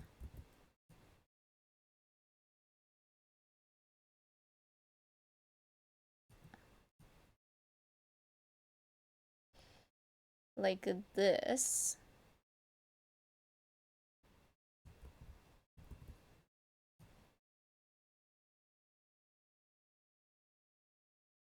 Wait. This is doable. Maybe. It's going to take a little bit of time though, especially because, you know, chairs. Like, having them centered and everything, man.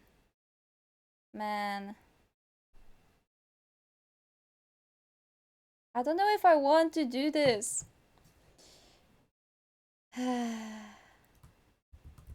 Maybe the guys should just stand instead. You know?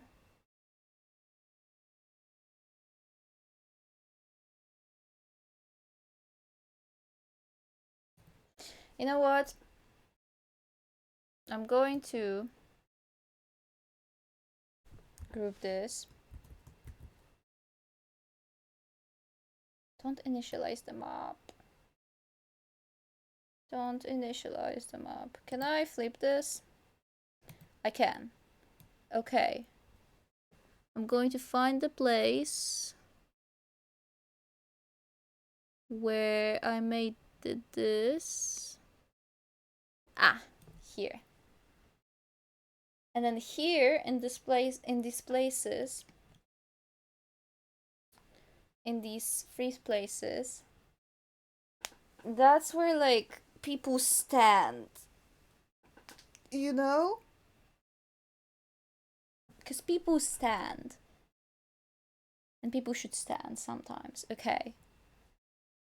Because I don't want to place every single chair, and like, even though it's you know, it's annoying. Okay, it's annoying. Okay, now, what did I want to do? I wanted a trapdoor. Is there a trapdoor?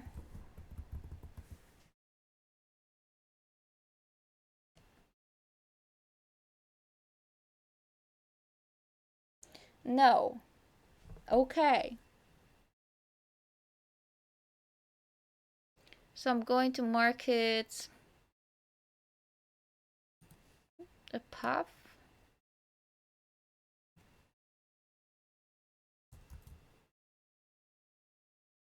No. Let's just mark it like this.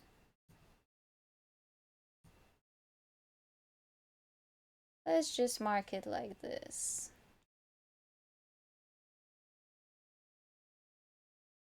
That's fine. Actually, no, that's not fine. That's not how I wanted it to look. Can I make this... Wait. Can I make this dash size? Okay, remember 16. Okay, I wanted... That's not what I expected, not gonna lie. Division, rough, no. Width, okay. Oh, that's for every single one. Okay, let's make...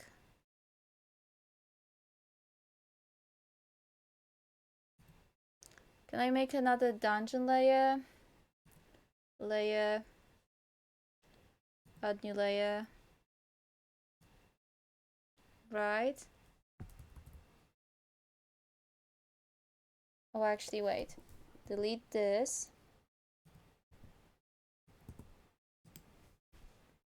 Delete layer. We'll add a new layer like this. Unless there's... And color will be...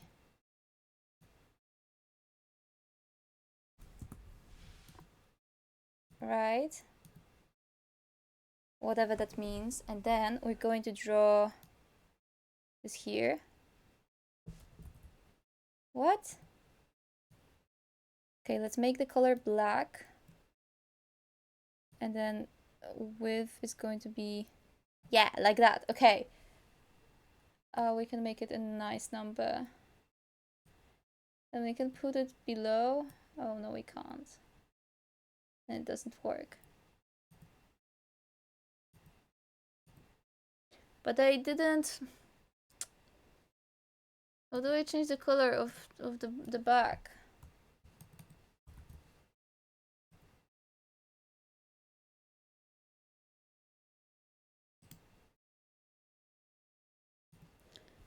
How do I change? Oh, that's floor. Walls. Yeah, okay. Grid. Can I make it...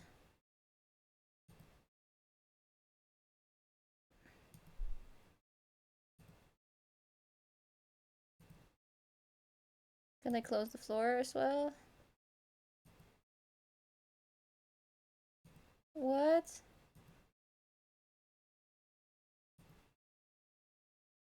I don't get it.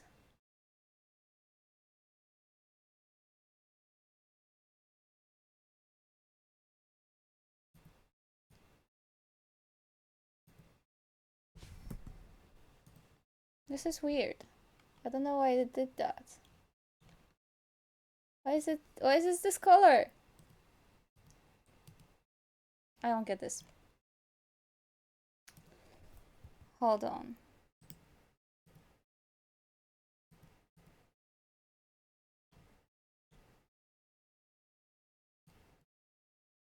But I didn't want it to be blue. Ah. This annoyed me. This annoys me so much. Won't you please come back? Baby, won't you please come back? Okay, we'll try once again. Wall. And then... Okay, it's not, you're not going to be able to see this. Hatching. Shadow. Well, you should see the shadow. Shading. There we are. Yeah, okay, I win. We did it. Okay, and then that suggests a trapdoor there. Oh, that was going to suggest a trapdoor there to me, at least. Anything else? I think that's it. I'm going to download this. I wanted to download. Oh, whoops. Did I do it twice? And then I could do this.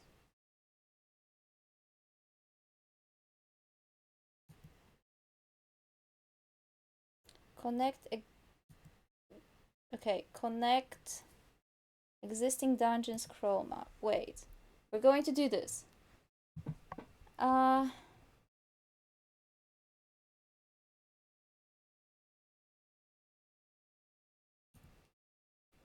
Add page.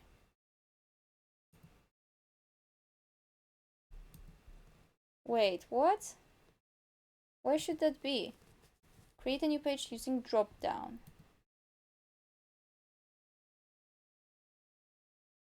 What? What do you mean drop down?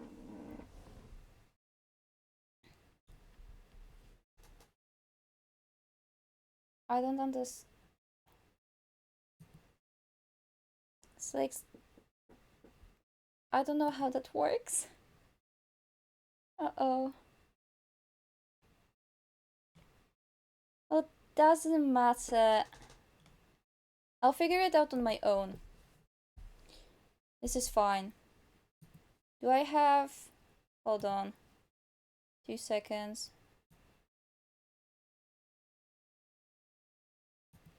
Hold on.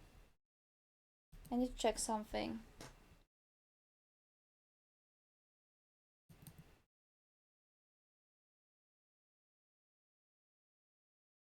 Okay, it updated. That's good. All right. That means... Look. This I can work on later, but this means that This is done. This is done. I don't think I have the energy to review the Spotify playlists. It's 8 p.m. I've been live for almost 4 hours. And I have stuff to do outside of this. And I still have to eat dinner. So I think this is the time for me to end. Thank you for being here today with me. I locked in, I guess. We locked in. We made so many things. It's cool. And I summarized like half of the thing. Well, not summarized. I read it. But yeah, I can close this. And I can close this. And hope. Actually, I'm going to just remove the thing that had display capture, so I can never accidentally put it on. Yippee! Life is beautiful. Anyway, thank you for being here with me today. It's been an honor. It's been absolutely great. I am absolutely going because I'm hungry. That means that next stream is going to be in 2 weeks, probably on actually Sunday this time, because I'm going to be home. Well, not home, I'm already home, but like it's going to be school week, so you know, most likely 18th. And then we only have 18th, the 1st of June, and then 15th before new PC. So I'm super excited for that. And then we can play Minecraft. We can play Minecraft all we want. And I probably will be streaming more often during the summer because Minecraft, you know? I love Minecraft. It's like my favorite game. But you guys know that. Anyway, I'm ending, right? I'm ending. I have to stop yapping because I will not stop ever. If I don't now. Yeah, join the Discord if you haven't already. I'm posting updates when I'm live then, and I sometimes drop clues to what we're going to be doing on the live. So, you know, if you want to know, come join. Exclamation mark Discord if you want to. And then I have a VODs channel. Do subscribe to that if you want. Because that's where the VODs go. And I do have a main channel on YouTube as well. So go check that out. Everything should be somewhere on my Twitch profile, so you can check and see. And yeah, I'm super happy to have you guys. And bye bye. Goodbye. Bye.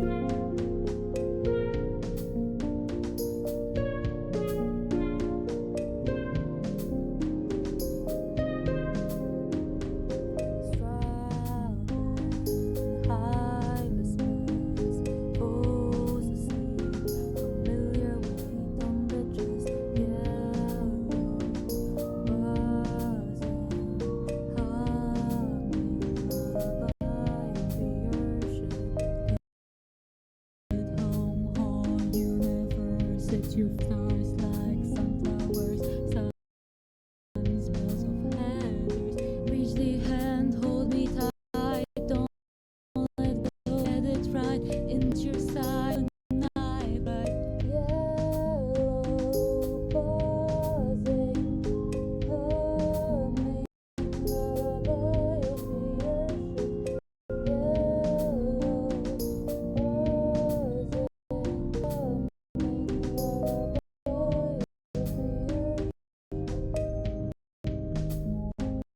ocean.